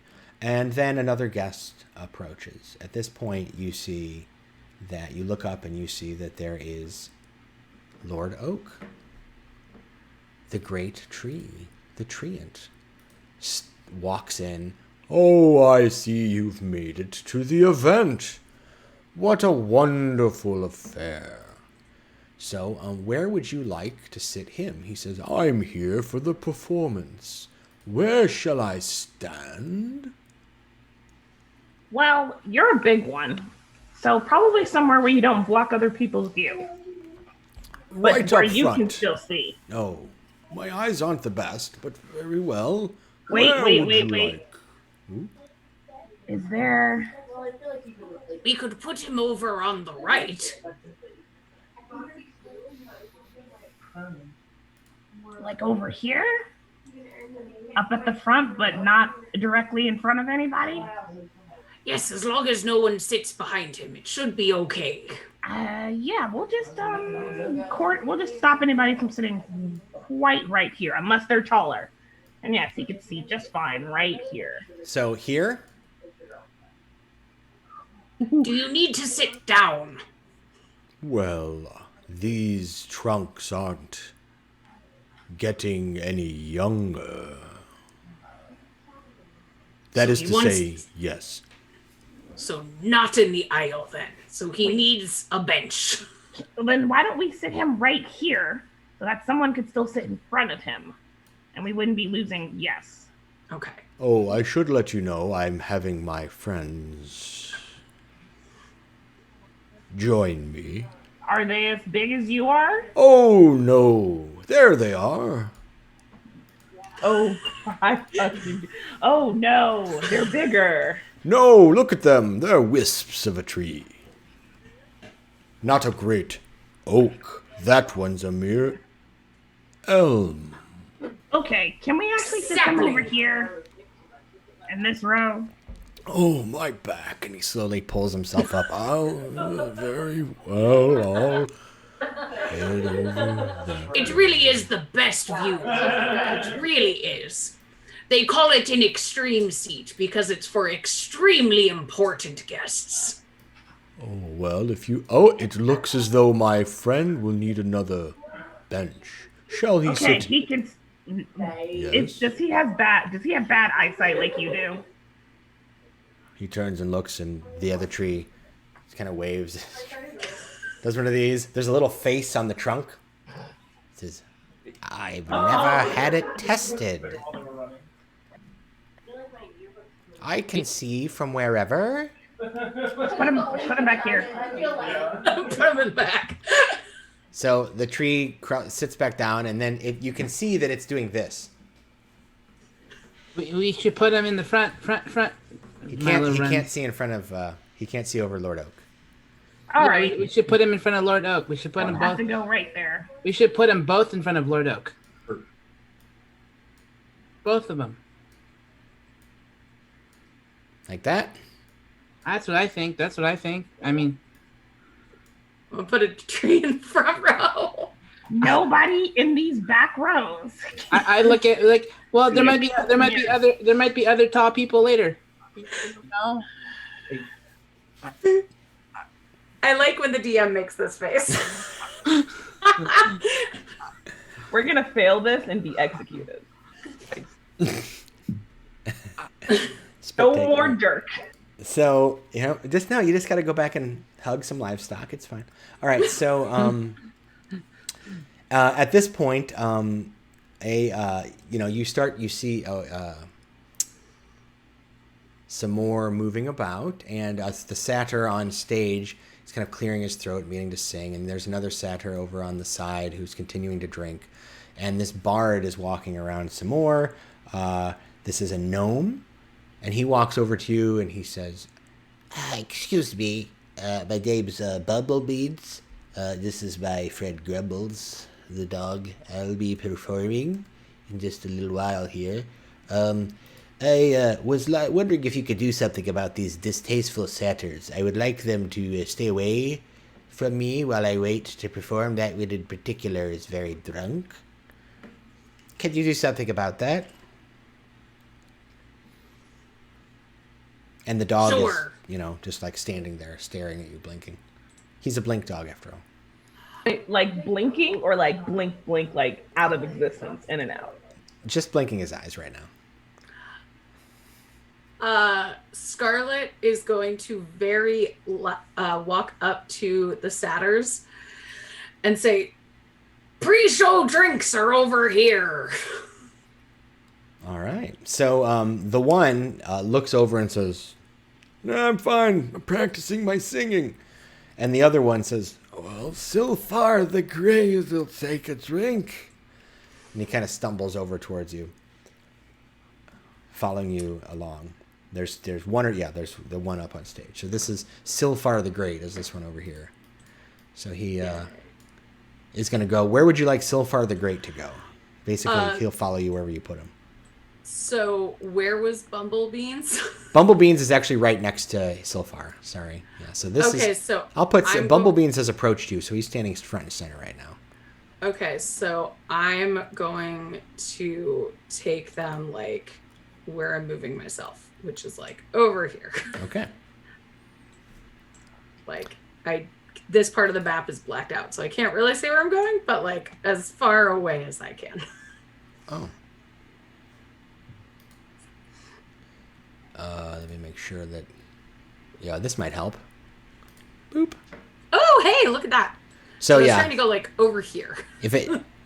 For the record, the audience at home has been looking at this whole beautiful map this whole time. So if you hadn't been able to see part of it, I apologize for that. It's fine. So yeah, over here by this dusk. Okay. So all right. So that's you're taking the Bumblebeans, or you're taking the Silfar. I'm taking Silfar. All right. Silfar the Great, the drunken satyr, heads over there. And I will give him some like rum from my water skin. All right. So he is currently he takes a drink, and takes another drink, and takes another drink, and then he lays down on the table. About this time, some more guests arrive. You look up and you see 4 brightly colored. They look like this. Mushroom people come wandering up from the south here and looking about confused. Thizzlewit goes to try and get your attention. Who would like? I think these are approaching Sildaris, let's say, or Chlordamus. Who would like to handle the Myconids? You're muted, hon. I will. They all carry little umbrellas that they're twirling around like parasols, by the way. Dirk, if you would like to, please, by all means.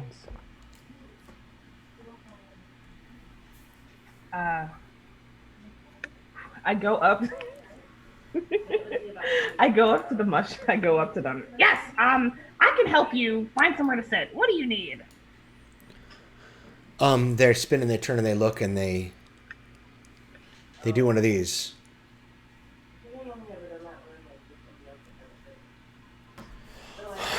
And then a little cloud, like a puff, floats out of one of them. Could you make a Constitution saving throw, please? Is it poison? Oh no, I guess you don't need to make a saving throw for this. These are just the rapport spores, not the pacifying spores. So, yes, a 20-foot radius of spores extends from the Myconid, and all of the sudden, You can communicate telepathically with the creature. In its head, you say, "Yes, of course we want a seat. We're here to see the performance." Okay, its mouth, nothing is moving on its strange mushroom head, but in your mind, you hear this. "Yes, we're here. We are particularly interested in the singing. We'd like to hear whether anybody here has an actual voice." Like my face, I'm communicating them mind to mind, but my face is making the same like facial expressions I would if I was saying this. "I know you're here for the performance. I asked if you had anywhere in particular you wanted to sit. However, are you wanting to hear if anybody has a voice? Does that include being able to project themselves? Would you prefer to be in the back to determine that? Or what are you here for?" The lead mushroom does one of these. No real mouth to speak of, really, but just one of these, and says in your head, "That's an excellent question. I suppose the projection is an important value, but I'd like to get not be seated near anyone who's being loud. Thank you. I don't want to be distracted when I hear. It's very important, for we really value a good, clear voice that projects. You'll notice, by the way, this creature isn't speaking. It doesn't seem capable of speech or voice. But it's very important for it to hear these voices as it communicates to you in your head. So apparently it wants to sit near somewhere that people aren't going to be talking during the performance. Yeah. I've listened to some people talk about trying to do human cat here. Anyone can jump in here. Oh God. Yeah. Okay. So I feel like, and this is Vic, I feel like the tree. Okay. I feel like the old tree might be like one of those those older people that go to the movie sometime and they talk the entire time, like my mom. My mom does that all the time. Reminded me of my best friend's dad when I was growing up. Would just randomly go like smoking, like randomly during concerts. But I don't think we should put them near the satyrs either, because if they're drunk and rowdy, then that's going to be a problem. I'm going to veto the hags. Yeah, I feel like they're going to be gossiping the whole time and be like, terrible. The hags are there to roast everybody. Yeah. Okay. So maybe... Jess would sit next to the hags, but I feel like the Myconids would not. Yeah. Like right in this area. Okay. Oh, yeah, that might be the best place to sit the Karens. I think if you don't sit anywhere next to the older tree, that he won't talk to nobody, and then you could probably put them all right behind him. Because if they're only focused on sound, it's the one time that we could put them behind the big tall person. Yeah, but if this grand oak talks too much, it is going to be a problem. Why am I talking as Dirk? This is Vic. But he does talk. He does talk really slow, so it's not like he'll talk a lot. I mean, I don't know. If you want to hear the least amount of talking, right, then maybe you want to sit them in the back, because when the people are talking, they're going to be facing the front. Forward, yeah. Yeah, so perhaps getting them over here, or the back. Did you say yeeting them over here? Yeeting them over here. Oh, yeet. Oh my goodness. Or behind, or on the other side, on the back on the other side. That would work also, as long as the big tree doesn't talk. Can I go and ask the big tree if he's planning on talking during this? Sure, go ahead. Okay, all right. I go over there. Grand Oak. Oh, yes, little fabricated one. And I make this exact face when he says that. Will you be talking during this performance? I think that would display a lack of respect for, and this goes on for some time. In fact, it will keep going on for quite a while if you don't interrupt him. Right, thank you so much. I thought that is what you would say. I wanted to be sure. We wish to place individuals next to you who are more here for the singing than being able to see. So we just wanted to double check. Of course, with your age and your honorable manner, you wouldn't speak during a performance. Of course not. Especially one that is a competition. That Of would be course. unfair. Yeah, And he goes thank you on. so much, Grant Oak, and I leave. We can put them over here. So what you're saying is we're going to create a plants section. Yes. No, that's not what I'm saying, because mushrooms are not plants. Mushrooms are closer to say is They're fun guys, is what he's trying to say. listen, I'm all about death. I like the natural cycle of things, and mushrooms just don't fall into a category, and they defy death and other strange standards. And I'm not sure the Great Volo would agree with you. the Great Volo is an unreliable source. He is an unreliable narrator. So you lead the Myconids over there. 3 of them sit down on the bench next to the Lord Oak, but there's not room for the 4th. I say that we move them back 1 row because so they can all sit together. I mean, I would want to sit next to my friends. I mean, I want to sit next to you guys. I mean, are you guys are my friends? I don't know. Yes, we are. I think That's smart. I'm thinking the same thing too about the Treants. If we set them in the back row, they'd all be able to sit with each other. So the Myconids are like, what? And in your head, We're doing the worst job ushering. We are. Are you saying we should move the treants? Because I'm pretty sure Grand Oak can't see that far. I think he was talking about the awakened trees. Why did I call them treants? Because he's a treant. yeah, the big one's a tree ant. The other 2 are just awakened trees. So one of them's like a full-on ant, tree ant. Sorry. Wait, yeah, we can put them in the back, and then these ones can be up in the front, and then they'll still be near Grand Oak. Yeah. All 3 trees would fit on one bench in the back. But he can't see. Bad eyes. Let's play musical chairs with their seating. So the one of the trees creaks up and says, I will sit in the back. And he just says, as long as I don't have to sit behind Lord Oak. And there's just enough room for them to squeeze onto that bench. Okay, and then the rest of them can hopefully fit up here. So then you want to put them up here? Mm-hmm. Yep, that'll work. Okay, cool. And so you guys are puzzling over this. And then you glance over and there's a bear and an elk and a weasel kind of just walking around. They By look, the way, yeah. Clortimus is decidedly shirking his duties and drinking with the satyr.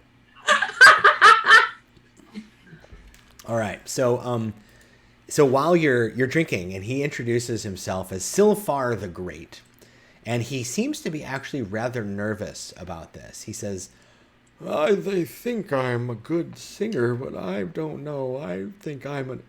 Have you ever heard of imposter syndrome?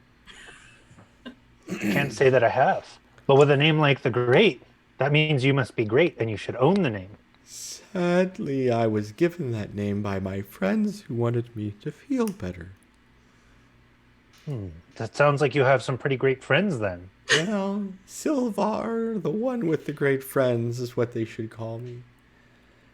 Well, then own that name. There's no But do this way for them. I'm gonna win this.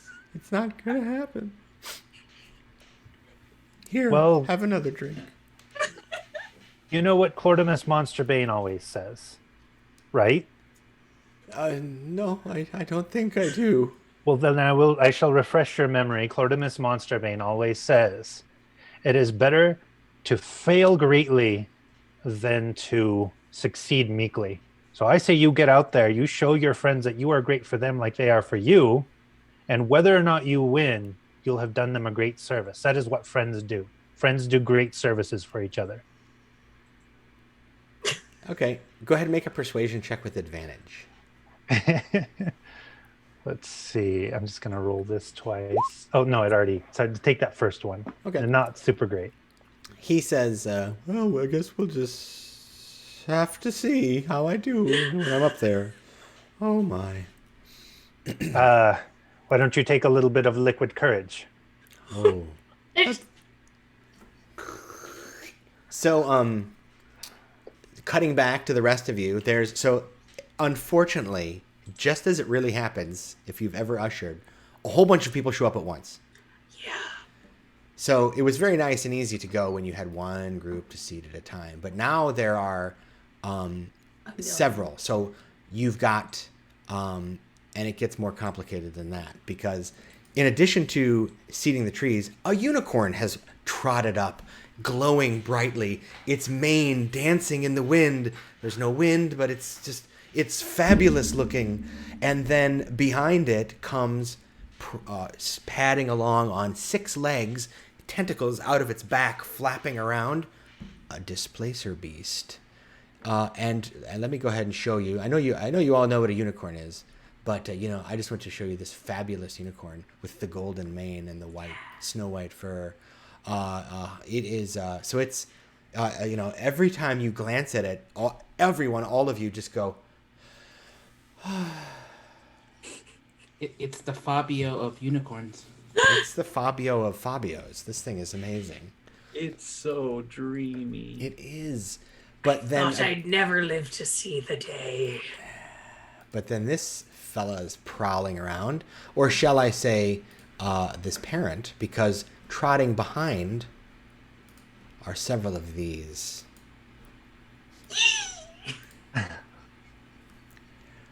That's right, displacer beast kittens.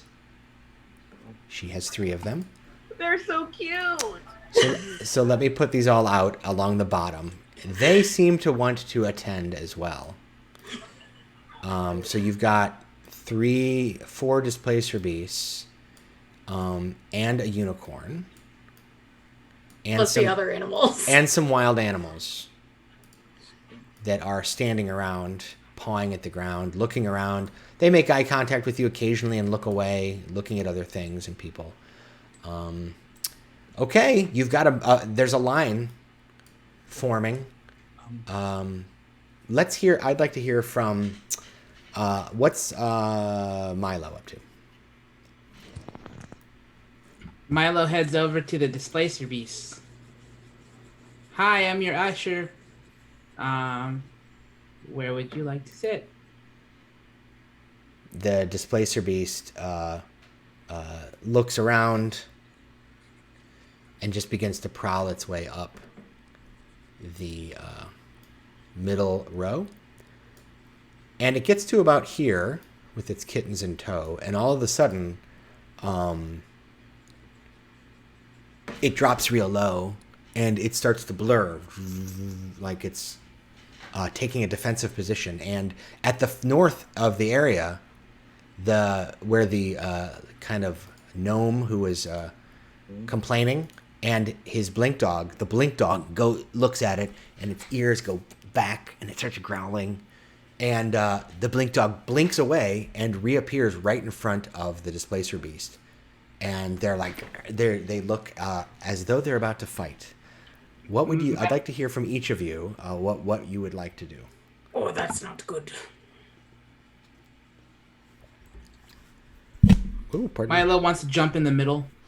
Okay, so let's go ahead and, just for the sake of adjudicating actions, why don't we go ahead and have an initiative roll? Just so I can determine what order everyone's. I'm not going to roll initiative for every one of these creatures on the screen. It's like, damn it, calm emotions only works on humanoids.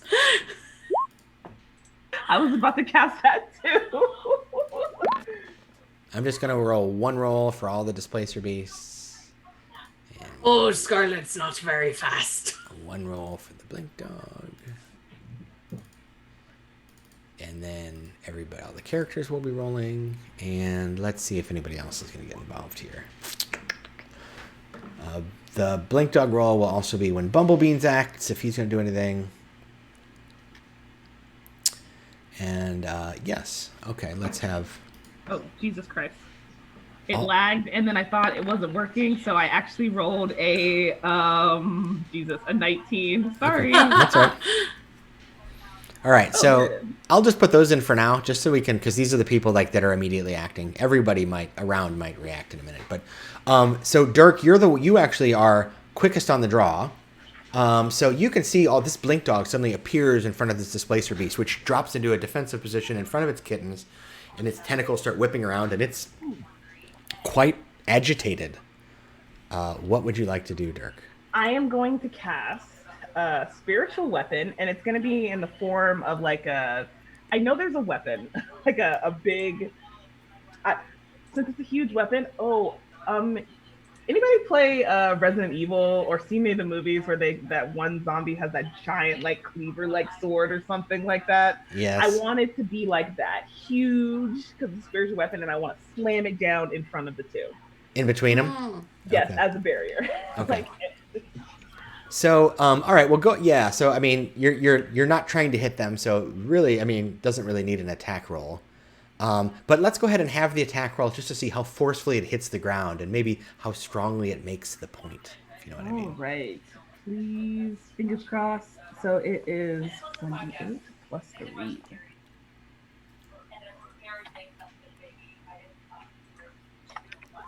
Are you kidding? Wait. Oh, wait.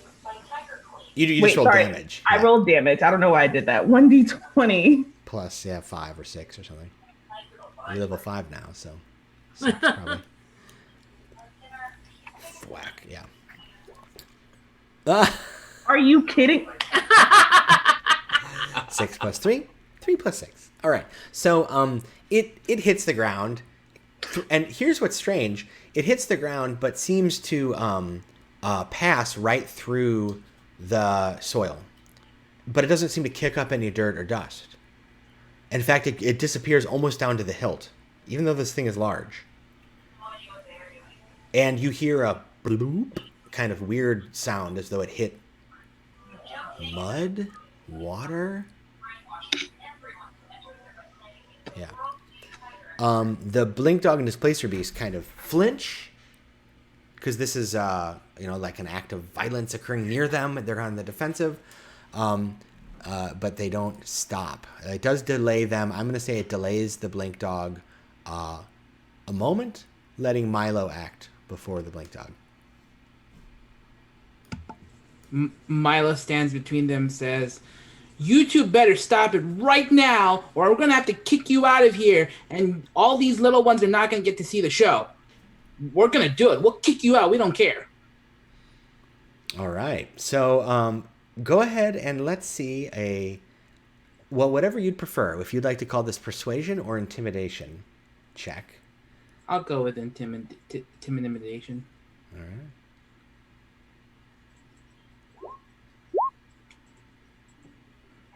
Not very intimidating. No. All right. But all right. So the Displacer Beast, and I will say though that they hesitate, both of them, for a moment. The Displacer Beast backing up and circling around, trying to get, because you're physically in between them two, so they're both kind of like circling around you now, like they're trying to get a better position on each other. The Displacer Beast clearly playing defense, but the Blink Dog, the more of the aggressor here. Meanwhile, so we then jump ahead to Sildaris. It's kind of, if in technical terms, they're both kind of like preparing to attack with a held action, but haven't yet. Sildaris, what do you do? So Sildaris was very engaged in a delightful conversation with the weasel, and didn't see Milo begin walking the Displacer Beast over toward where we had plainly seen the Blink Dog before. Milo would have no clue. Milo's just like, "Here's a seat." I turn around and see what's going on. I mutter something that might make me have to eat soap in my home village. And then run over with my bounding giant legs, screaming in Sylvan, wait, don't do it, don't do it. I'm gonna I'm gonna bound over to that the Blink Dog, and I'm gonna look at the ground in front, and I'm going to whisper at the ground and make the grass grow high between the two of them. All right. With druid craft. Okay. And I'm going to say, Might be listen, the first time I've ever seen this spell be useful. You don't like them. I don't either. One of them attacked my village. It killed our little ones. But look, it's got little ones. You don't want to do violence in front of little ones. You're a good puppy, aren't you? Good puppy. Good puppy. So, all right. So first make a persuasion or animal handling, if your choice, check with advantage, in part because of the inclusion of the druid craft. But you do notice that something is weird about the druid craft. You make kind of like grass grow, but it grows and then falls into the ground, and it doesn't seem to attach to the ground here, as though it's not able to take root. That hasn't happened before, but this is the world of magic. Anything can happen here. All right, so you're asking for an animal handling check. And that's something I can do. It is. All right. So the blink dog growls, looks at you, looks at and when it looks at you, it's quite clear that it understands you. It is an intelligent being, and it understands your language. And it looks down at the displacer beast and growls, but then it looks at the displacer beast kittens, looks up at you again. And then right about this time, the gnome, Bumblebee, says, where did you go? Right? He's shouting, get over here. What are you doing? Stop causing trouble. We've got a performance to do, right? I actually forgot what the bard's voice was. Let's say it's that. And the blink dog lowers its head, its tail kind of goes between its legs, and it growls, as it goes back at the displacer beast. It kind of heads back over and joins. So the displacer beast is still kind of on the defensive, but it looks up at you. It also, you could tell, understood the words you said. And that probably is, at least, if it didn't understand the words, it understood the effect, I guess is a better way to put it. It didn't seem to have the same, it has more animal intelligence in its eyes than the blink dog did, which is why the blink dog responded to your words in a way the displacer beast could not. So, but it still looks like it wants to sit, if you'll have it.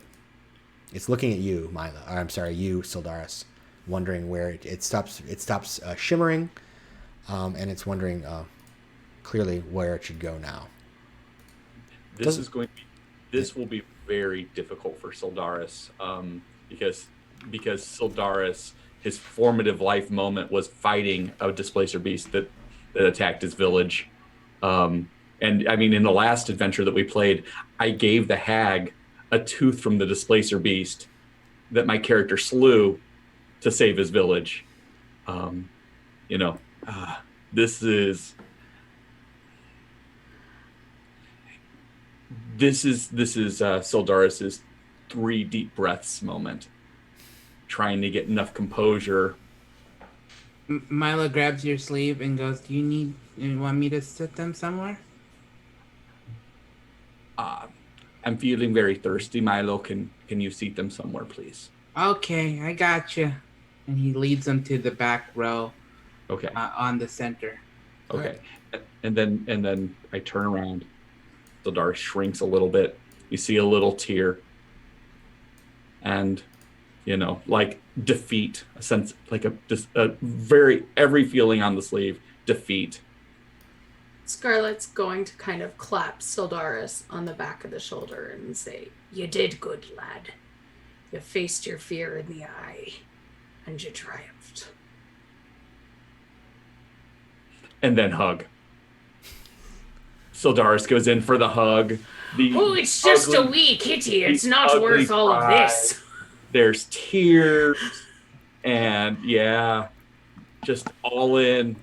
It's very, you can weasel your way right on out of that if you'd like. Milo attempts to jump in on that and hugs both your legs. Scarlet accepts the hug and then kind of extricates herself and goes, "We've got a job to do. There's a unicorn to seat." And then Sildaris goes down to the knees and continues to hug Milo. She kind of looks over at the halfling and goes, "Keep a better eye on your dog, lad." So at the point in the back now, there's a unicorn who's swishing, and you look and you're like, "Oh, everything's nice now." And there is. So did I hear you earlier, Sildaris, saying you were speaking to the weasel or your weevil? Weasel. Okay. So, what happens? Tell me. I want to hear a little bit about that interaction. So, there are these three animals standing here. One of which is a weasel, one is a brown bear, one is an elk. Well, so anybody that knows animals knows that of the three of them, the weasel is the most intelligent, right? But here in the Feywild, this is normal. The animals talk back often. I'm not going to assume that it's not capable of talking back to me. So I will speak to it every bit as if it were intelligent and wants to sit to get the proper seat for it and its friends. All right. I kind of question whether or not a weasel should be associating with someone as shifty as a bear, but that is up. That is the discretion of the weasel. So you were having you were speaking to the weasel. The weasel was looking up and listening to you as you were like talking about how you were going to seat the weasel. Then you kind of intervened in the conflict, and you walk away. I get the impression. Side note: Sildaris is a snotty crier. I just get that impression. No. It is gross. Yeah. It is so gross. Yeah, there's this, runny nose happening with the crying, and so you're kind of running at the face a bit, and you come back, and the weasel looks up at you, impatiently, seemingly, and you offer to seat the weasel and the bear and the elk. Where would you like to seat the weasel, the bear, and the elk? Where do they want to sit? Well, they are looking up at you. Are you going to ask them that question? Absolutely. I'll ask them. All right. So they look at each other, and then they begin to walk into the center area and act as though they are just taking seats. Oh, damn. That's where I was going to put the unicorn. I want to see the unicorn next to the big entry, whatever his name is. That works too, just not by the hags, maybe. So the unicorn, hair flowing, prances up to you, and you feel quite happy and at peace whenever you are near it, and the unicorn looks at you in this musical voice and says, "Greetings. You have traveled far to arrive here. Please, I would like to sit." Scarlet gets a little tear in her eye and goes to one knee and just says, "Where would you like to sit?" Oh, and I should clarify, this is telepathically. So yeah. The unicorn is just speaking its voice into your mind and says, "I go where those who need solace in their soul are I can most help." Well, I think those elderly ladies are beyond help. The unicorn looks over at the hags in the corner. I don't know, can horses shrug? Yeah, I think so. Does one of these. Acknowledgement. Would you like to sit front and center, my lady? Very well. Oh. As the unicorn click kind of trots through, and there's kind of a hush falls on the place, and everyone stops and looks, and ooh, And Scarlet's just like weeping. Yeah, you feel better about yourself and life than you felt ever before. It's really quite pleasant. I thought my time was past. So, this lovely moment is punctuated by stomping, loud noises, and grumbling and shouting as two very large creatures approach. Their twisted, nasty forms looking like this. And they come up, "Ho ho! Where do we get to sit? I want to sit on top of the one with the pointy head. Ha! Maybe I'll scratch my back on the tree." Do they look taller than the awakened trees? They're probably about the same size, actually. It's like, sweet, they can sit behind a tree. Yeah.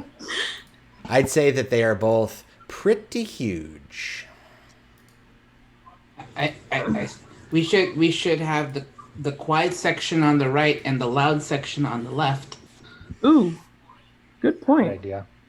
And the animals in the middle, apparently. Mhm. Yeah, that makes sense. Back left. Back left.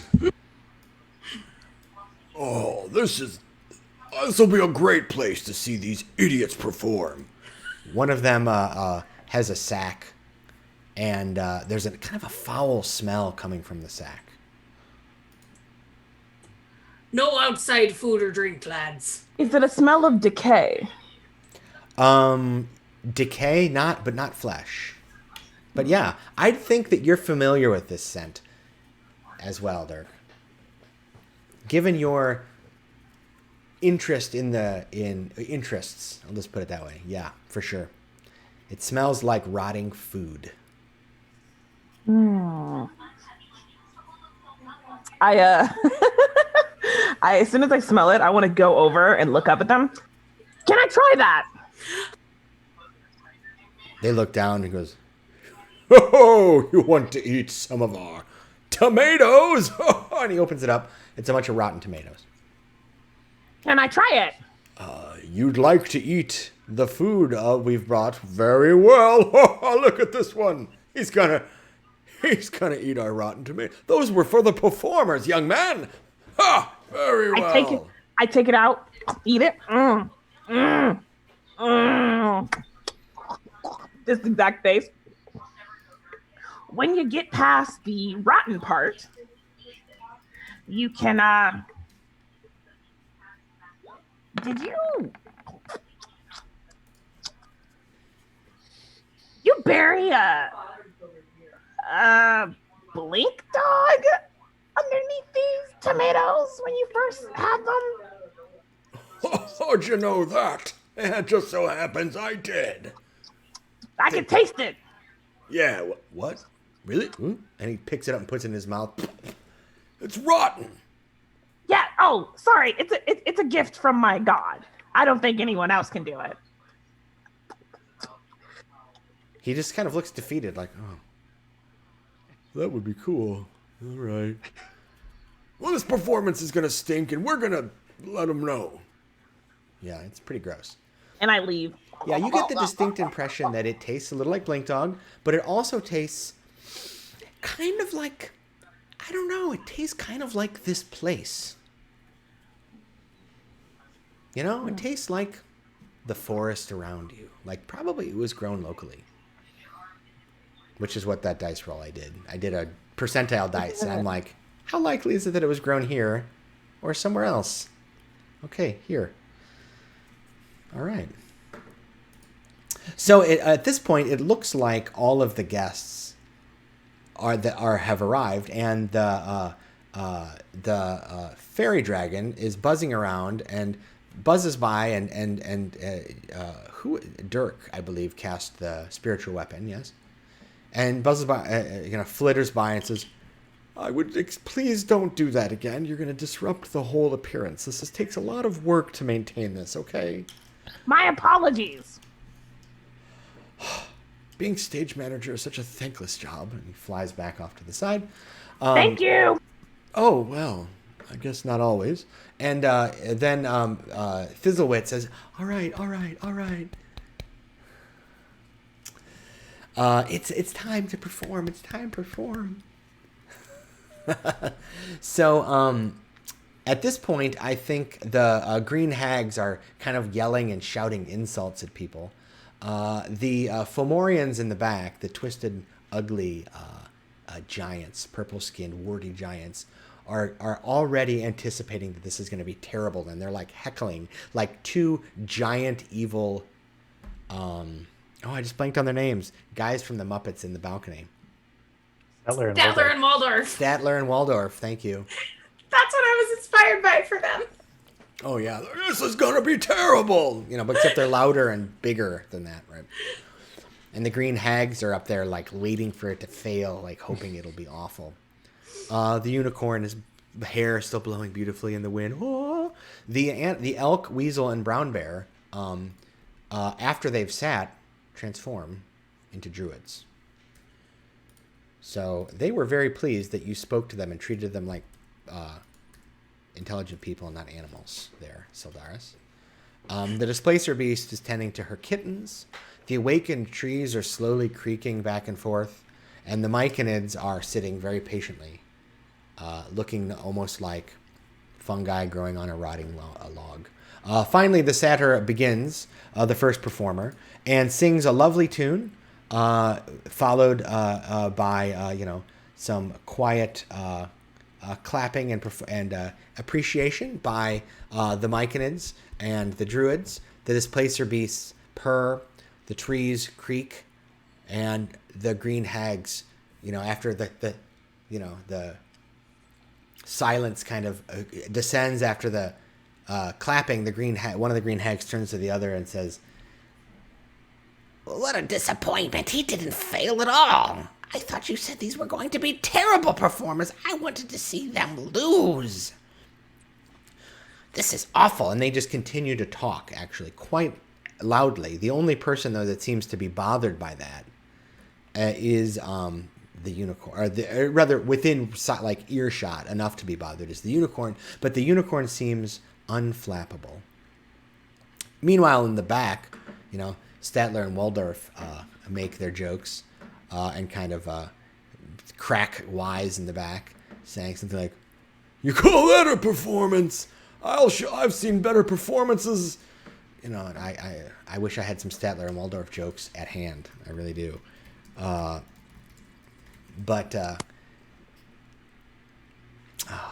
wish I should have thought it to bring some. I can see if I can remember any of them. Hey, they weren't half bad.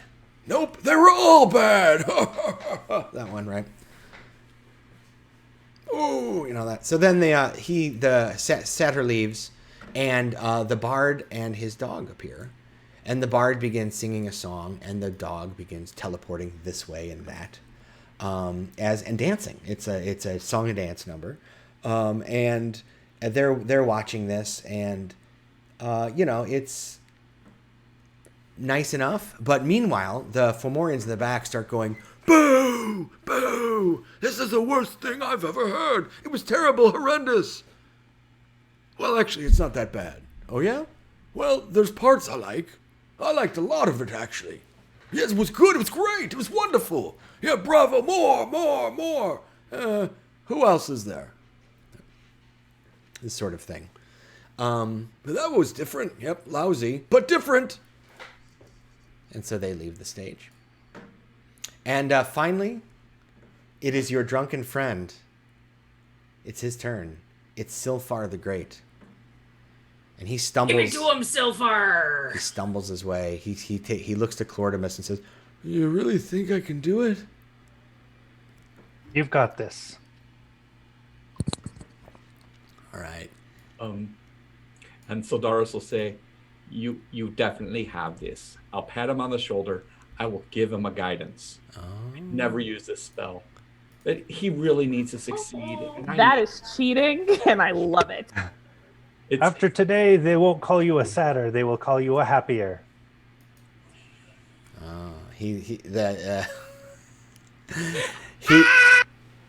Silfar the Great turns and looks. It's probably best that none of you volunteered to perform. Turns and says, as the Fomorian looks to the other one and says, "Oh, look at this. This is a very moving moment. Yeah, I wish they'd move out of here." So the satyr gets onto the stage and begins to sing. And what surprises you is once he gets on stage, the kind of drunkenness kind of falls away and he gets very quiet for a moment. And then finally he lifts his head up and he sings. And it's stunning, actually. So I'll go ahead and need everyone to make a wisdom saving throw.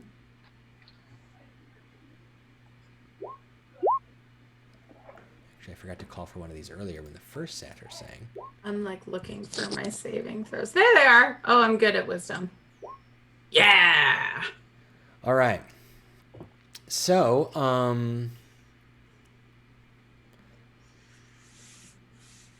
Oh. All right. So, Sildaris, actually, all of you Oh yeah, this one's really hard. are stunned by this charming melody. It's really beautiful, and you're just kind of like struck by it. You stand there, listening to the melody sing.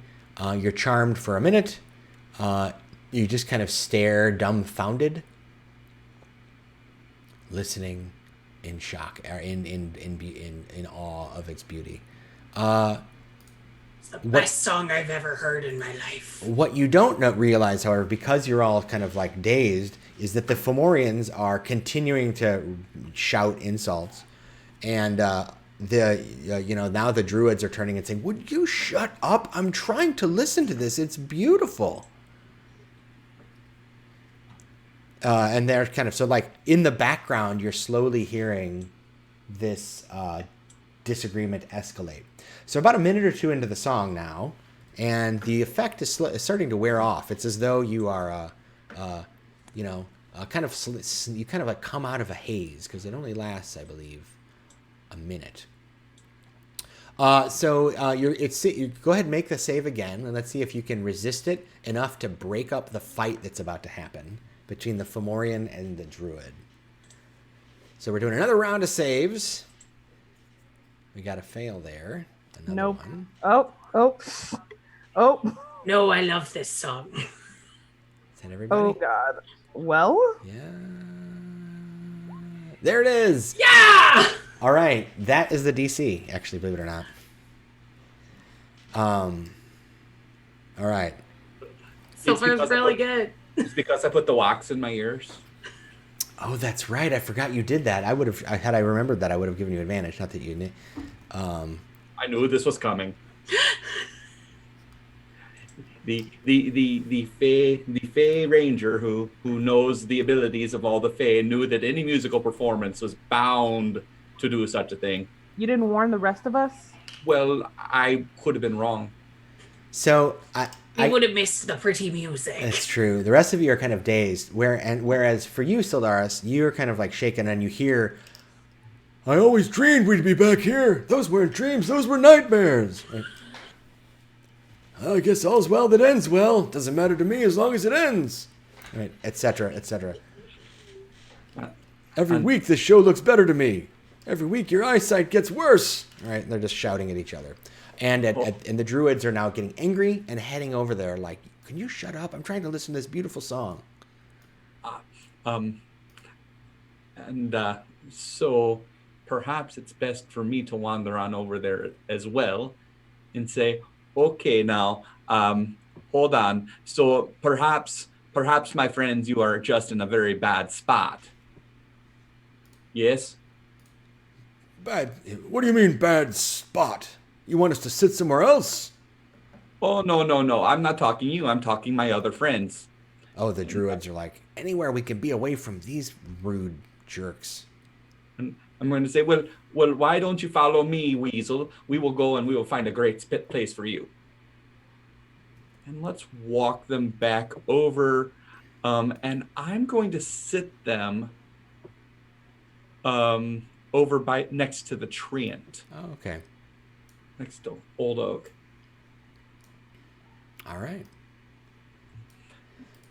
So as you walk over there, go ahead and make a dexterity saving throw as branches grow out of the ground as if to present more seating, because there's not quite enough room on this bench for all of them to sit, especially because they're transforming back into their bear and elk forms, let's say. So make a dexterity saving throw to make sure you don't fall down and knock into your guests you're ushering. All right. The branches shoot out, form into a bench, and you deftly step over it. You're with your long, tall legs, big, large form. And the druids sit in animal form next to Lord Oak. The performance continues and then ends with a crescendo of applause, and everyone is quite pleased. Silfar the Great is declared the winner. And though you hear afterwards some of the sprites, speaking to each other, and they say, I think he liked it. I mean, I really hope this boosts his confidence. I mean, this took a lot of work to put all this on, right? And everybody agreed to participate. So I think it really helped. And you get the impression, wait a minute, this was all set up. This is a fixed competition to make sure that Silfar the Great feels better about himself for the big performance tonight, because he's going to be performing, because he won the competition at the Archfey Lady Verenestra's ball.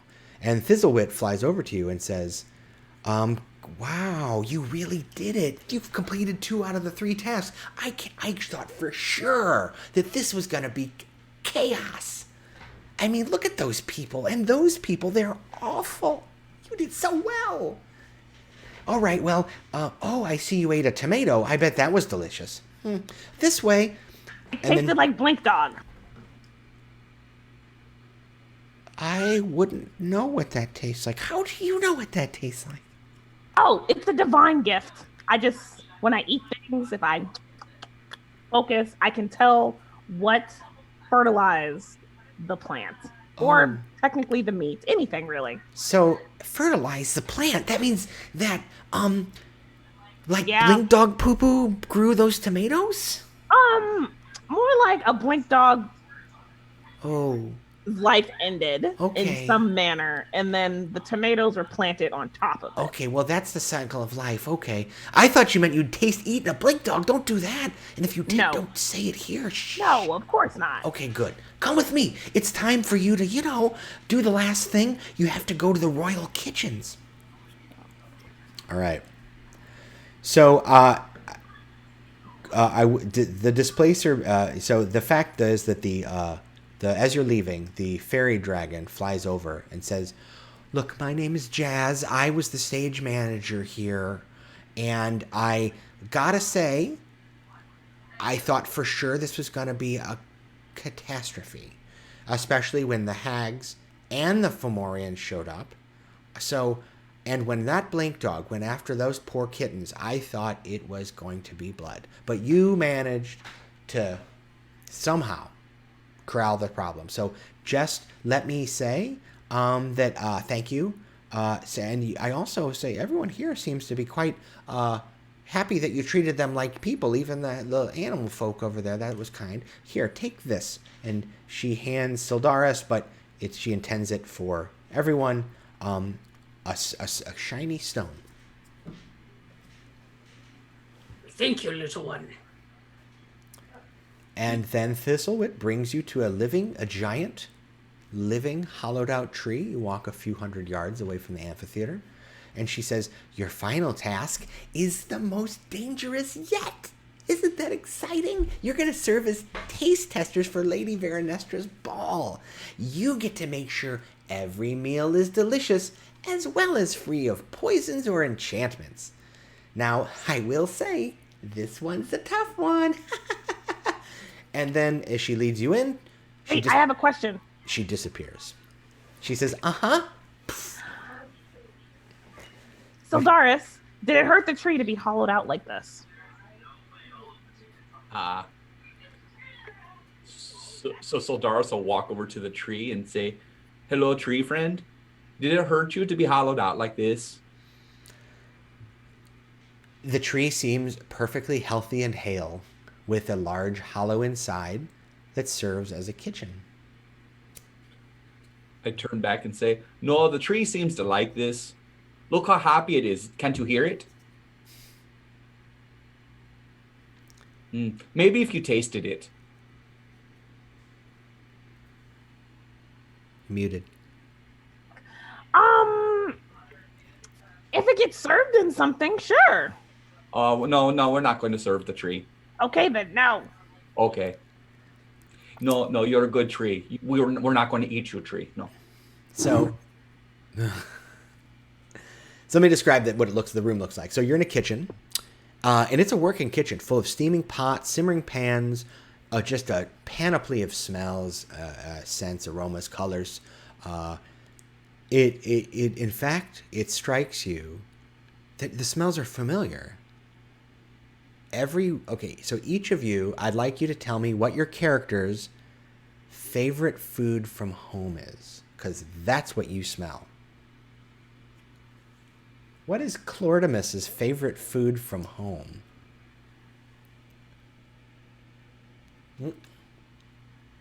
Okay, sorry. Clortimus's parents would always make him these elaborate pot pies that they would call hero pies. And that's how he knows them. He refuses to acknowledge the name pot pie and just calls any pot pie a hero pie. So that is his favorite food. Well, they're cooking a hero pie in this tree.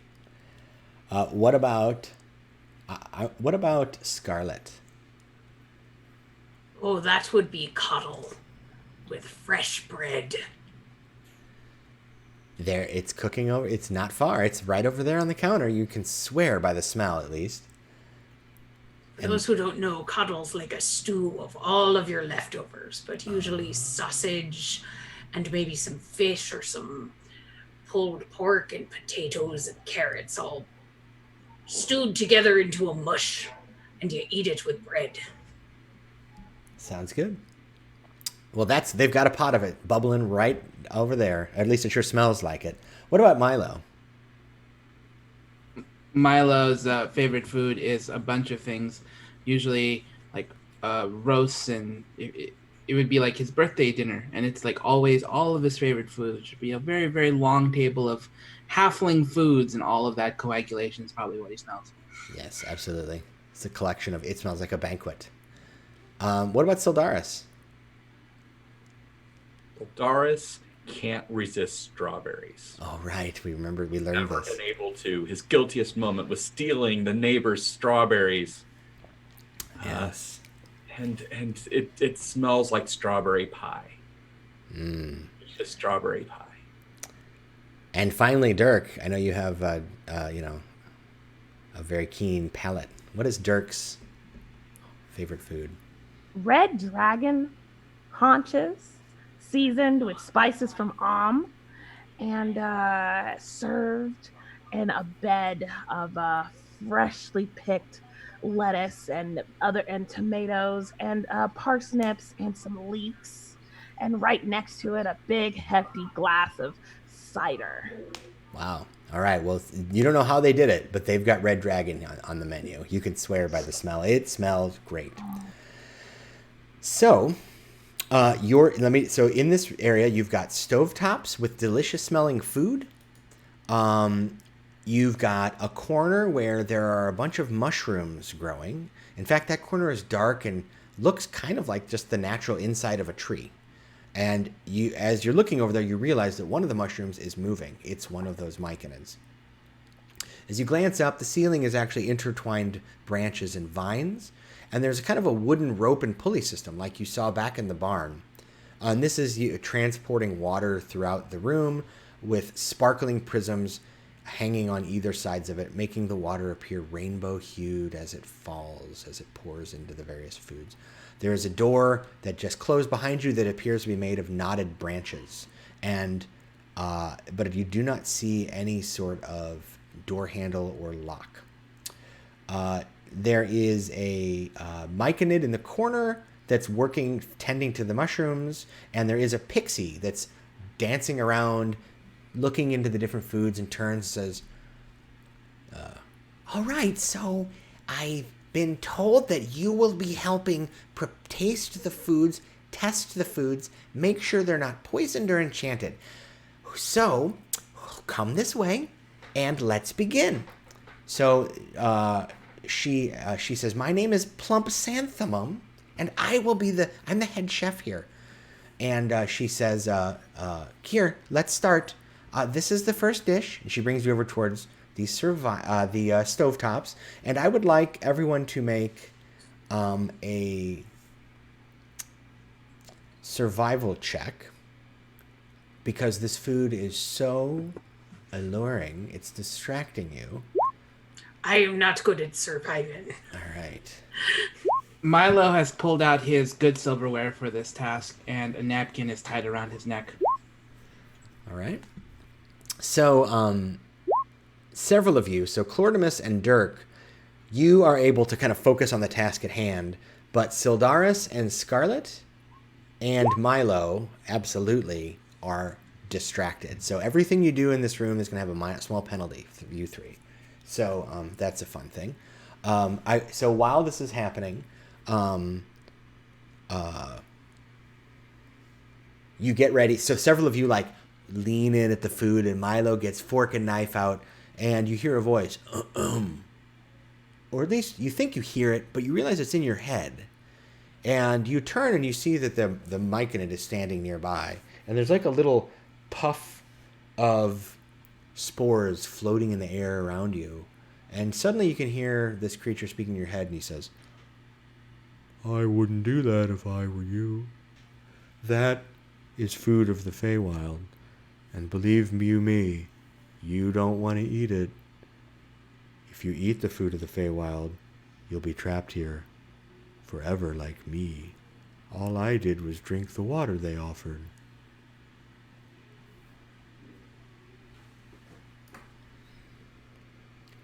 And But Plumsanthemum, it smells so tasty. Plumsanthemum, apparently not hearing or caring, says, "All right, it's time to test the first dish.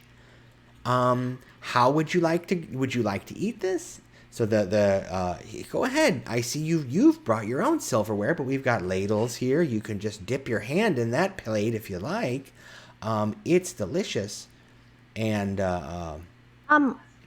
excuse me. If we eat this food, will we be stuck here in the Feywild? well, That's not a no. it could happen. It's true. I mean, What's the likelihood?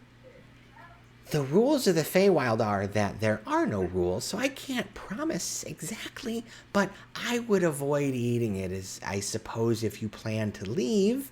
But you do have to figure out whether it's poison somehow, so get to work. I'd hate to tell, I'd hate to report that you didn't hold up your end of the bargain. I'll tell you what, the only thing worse than eating the food of the Feywild is breaking a bargain with us. Milo says, "It's okay. It's okay. I'll make the sacrifice because you guys are all my friends." And he starts to stick his fork out forward. No, don't do that. It's not worth it, lad. Wait. I can fix this. But no, I mean it's a great hero thing I've read in books where the hero sacrifices for his friends, and you guys are my friends, so I need to do this for my friends. Wait. When have you ever seen a hero sacrifice themselves with food? I don't know. It's in the books. No, listen. It's a new story that I'm going to be the head of, and then you all are going to write about me when you get back to the regular world. I can listen. I don't know how many of you know how divine gifts are bestowed upon clerics, but I'm familiar, lad. I, in preparation of this trip, I picked I picked 2 important spells. Calm Emotions, which does nothing for us now, but something that's better. Detect Poison and Disease. I actually like to keep that going because I like to eat a lot of things. And while I can't get a disease, I can succumb to poisonous food. So sometimes you gotta check it out. So let me figure out. All right, 1 action. Okay, so I can cast this as a ritual. So I would like to spend 10 minutes and 6 seconds casting Detect Poison and Disease. Okay.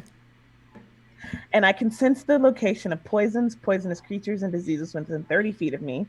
I can also identify the kind of poison, poisonous creature, or disease in each case. And I can penetrate most barriers, but I am blocked by 1 foot of stone, 1 inch of common metal, and a thin sheet of lead, or 3 feet of wood or dirt. Okay. Well, yes, that is an excellent way to solve this problem. You cast the spell. The senses, your senses heighten, and it's almost like So, do you want to describe what it looks like when you perform this ritual or cast this spell? Does it look anything unusual? Yeah. So the first thing that happens is I pull I have a little pouch. I pull a yew leaf out of it and I crunch it in my mouth. And then I start to pray to Kellumbor for his divine protection and sight to see that which might corrupt the insides of myself and others. And then, I'm just standing over there praying, and out flows from me an aura, the same sickly, blackish, palish color as my spiritual weapon, all of that. Yeah. So this light kind of bathes the kitchen, and for you, your senses become ultra heightened, and you can smell and taste all of the ingredients and all of the foods around you, and you don't know the names for many of them because so many of them are strange, foreign, Feywild specific plants and herbs and spices, but you are confident that nothing here is poisoned or diseased.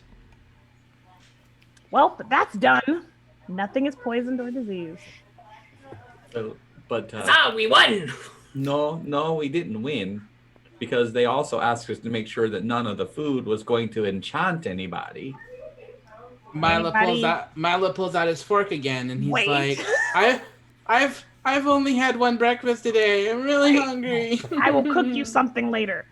Can anybody detect magic? I cannot do that. A Furbolg's eyes can see magic. Well, Is that what They you can want? detect the presence of Fae. There are some There here. there isn't any fur bugs with us. There aren't any furbolgs with us, right? You're so pretty, Milo. Thank And you. I'll close my eyes, put my eyes over my head, and then a peekaboo, and my eyes come back just glowing orbs of green. And I'll look around. Is there any sort of ill enchantment in the room? So the door is definitely glowing, right? As though it was magically sealed, right? Or hidden. But the food does not seem to be magically enchanted, no. Oh, yeah. I don't see any ill enchantment. So can we eat it then? No. No, even though it's strawberries, no. Milo It cries smells even so more. good. Yeah, so at this point... Flortimus, you're muted. I'm so sorry. I have this is a loud place, so I try and mute it for your. We appreciate anyways. it. Anyways. That's kind.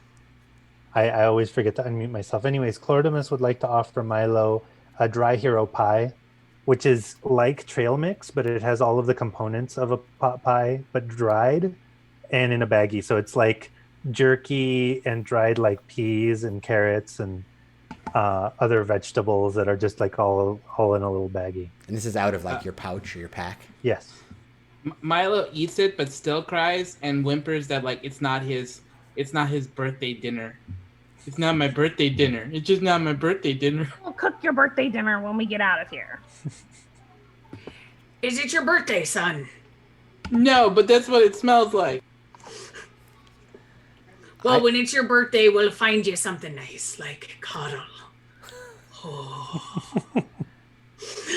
I also like the idea that possibly, and this can feel free to reject this little suggestion for Clordimus, but that his parents made those baggies of snacks for him on his adventure.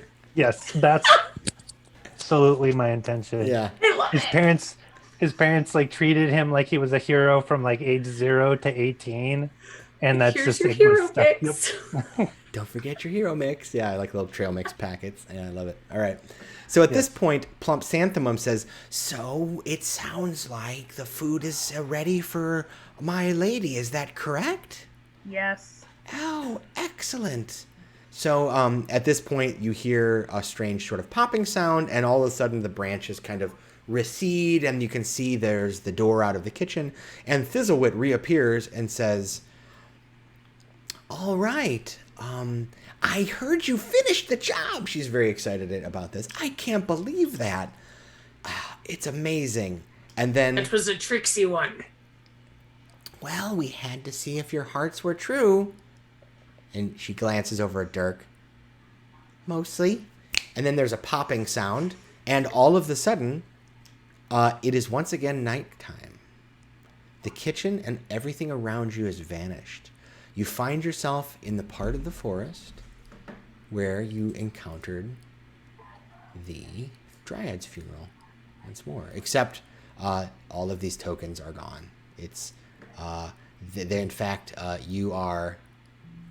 all of these tokens except...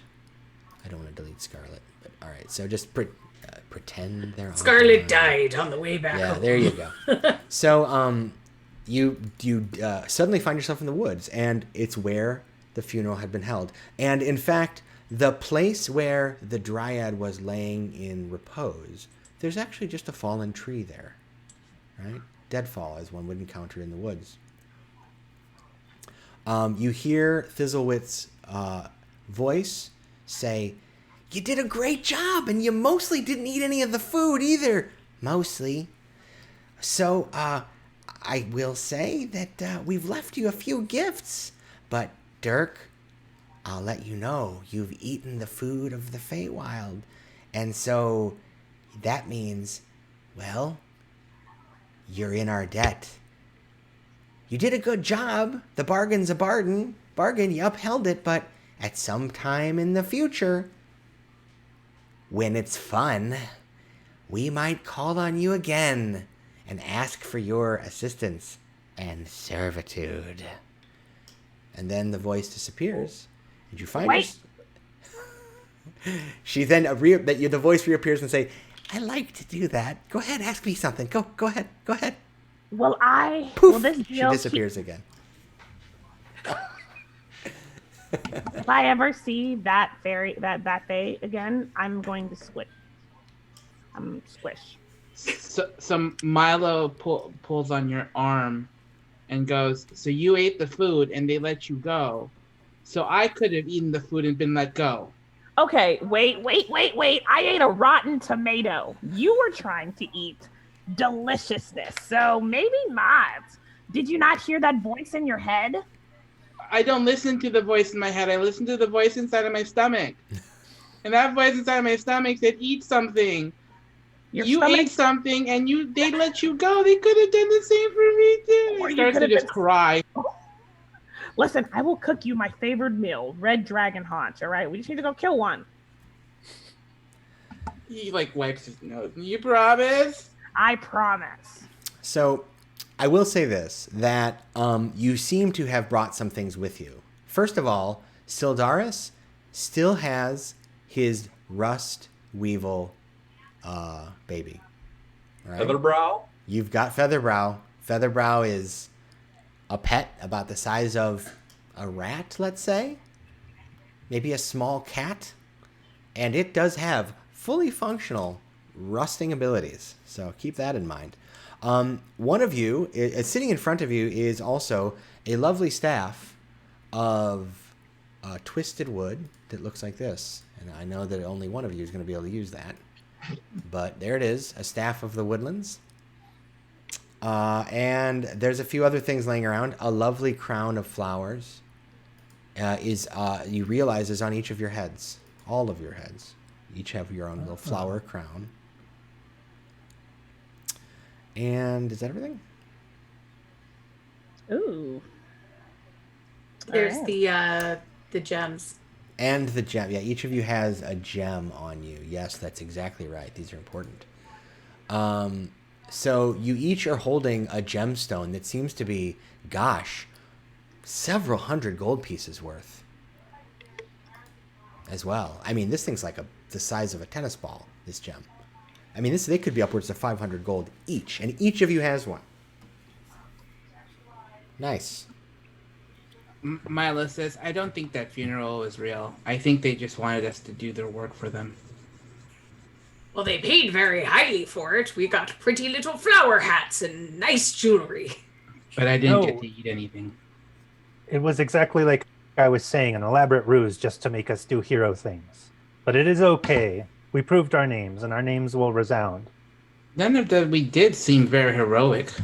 Why, of course it was. I mean, look at Sildaris. He's got that cute little baby dragon now. Feather And brow. Rust monster. what is more heroic than raising a baby dragon from birth? And the There is performance. nothing more heroic than parenthood. You're right. Nothing more heroic than parenthood. The performance, we helped that fine fellow to regain his confidence, and confidence doesn't grow on trees, of course. It comes from heroes. Heroes go around distributing confidence. And then that last thing I don't think was very heroic, so you might be at least 1/3 right, which is the best kind of right. I was like, we were farmhands, ushers, and food tasters. I don't see that as being heroic. Well, maybe Any not. job is heroic if you do it well enough and with panache. There you go. That's the answer I was looking for. If anybody asks, I fought a displacer beast then. Very well. All right, so with that, the adventure ends, and I'll let you know one little postscript. Fizzlewit has one more bit of fun with you, because when you take that lovely fist-sized gem to the nearest store and try to pay with it, it reverts to its true appearance of an ordinary stone. Wah, wah, wah. I'm going to crush that. Pixie. Let Fizzlewit come back to me. Life and death. I will be the end of its life cycle. Well, don't worry. Someday the Fae will call on you again, Dirk, thanks to eating a Fomorian's rotten tomato. A rotten tomato is what got me. All How right. is that even appropriate? And ladies, gentlefolk, that is A Day with the Fae by Jessica Marcrum. Good job, everybody. All right, so at this point, I like to do the old stars and wishes kind of feedback. So I'd like to hear from everybody one thing you'd like to highlight that was fun today, or that you enjoyed, or that deserves some spotlight time, and any wish you might have for our future sessions. Did Clortimus have anything? As far as highlights, I would say probably the ushering actually was one of the highlights. And one of the things that I was wanting to say about Clortimus is that he had no interest in helping the people go through. He thought it was beneath him, and he thought it was too much of a math problem. So really what he wanted to do was like go off and do something that was a little bit more his speed. So he bravely stood out of the way of everyone so that they can do the hard work, so that he could go and enjoy himself and stumble face first into a different problem, which is exactly his idiom. It worked perfectly for him. Ended up helping our friend the Satyr as well. All right, what about you, Vic? Did you have any stars or wishes? Man. I actually I really liked the actually asking us, hey, what are your favorite foods? Like for the characters, letting us do more like more character building that way, because I didn't know what Dirk's favorite food was until you asked me that. So that was a nice little touch. I like anything that likes like, hey, answer this for me, and that's what you're doing or smelling kind of thing. That was cool. Yeah, that's fun. What about you, Gilbert? Do you have a thing you'd like to highlight? I really loved all the character interactions, and I wish I had Dirk's power in real life. Because I'm single and I don't know when food is bad, so Oh, the detective, poison disease. Yeah. I would just the tasting thing and being like, oh, this is rotten. Okay, but yeah, all that everybody's interactions with each other was amazing. I just loved all the characters in this, all the little characters. It's so much fun. I'd love to have a tea party with all of them. Right. Yeah, there's a lot of fun characters here. What about you, Connor? Did you have any stars or wishes? So for me, I enjoy the interactions between all of us. That's amazing. And anything you can do to build in that character development so that we can continue to interact and learn each other's characters, their quirks. It's going to make the experience better. From the adventure standpoint, though, I'm going to say that what stands out as a strength here, even though I just fall in love with fairy tales, and this totally fits the bill, are the NPCs. The NPCs are what make this adventure, and being in a setting where you could take the time to explore all of these different personalities, learn more about them, how fantastic they are, and their little fake quirkiness, and just watch that just unfold in front of you. So I'm going to give big kudos to Jess for creating a cast that you just wanted to be a part of. And as far as wishes, I'm trying to think, is there something that I personally would add? I'd say no. I enjoy the adventure exactly as it is. I loved, the unconventional nature of it. Some folks might feel a little bit odd that there was no combat, but I don't think that a game doesn't have to be all and end all in combat. So I would say that this was a great adventure. 10 out of 10 would play again. Thanks, Jess. So I guess I'll just jump in and confirm what other people have said. I really think I had a lot of fun running the adventure. The cast of characters is so much fun to play with. So thank you for that. And I also love that these are three in one sense, it's like, it's so surprising that you'd have, wait a minute, what? I'm an usher at but it was perfect. It was hilarious. It was enjoyable dealing with all of these bizarre figures in the Feywild in particular, right? This would be fun in Waterdeep, but doing it in the Feywild just like takes it another level. And so that was just exceptionally fun to play with. And it was exceptionally fun as the person running the game to be able to just fool around and make silly things happen too, because that's a lot of fun. Okay, so Jess, I left you for last since it's your adventure. Did you have anything you wanted to highlight today from the adventure? Just huge props to Eugene, because I know there are like 8 bajillion NPCs in this, and it can be really hard to keep track of. And I remember one of the feedback that I got when I was playtesting this a bunch was like, this might be bad if like someone else runs it who doesn't like being characters.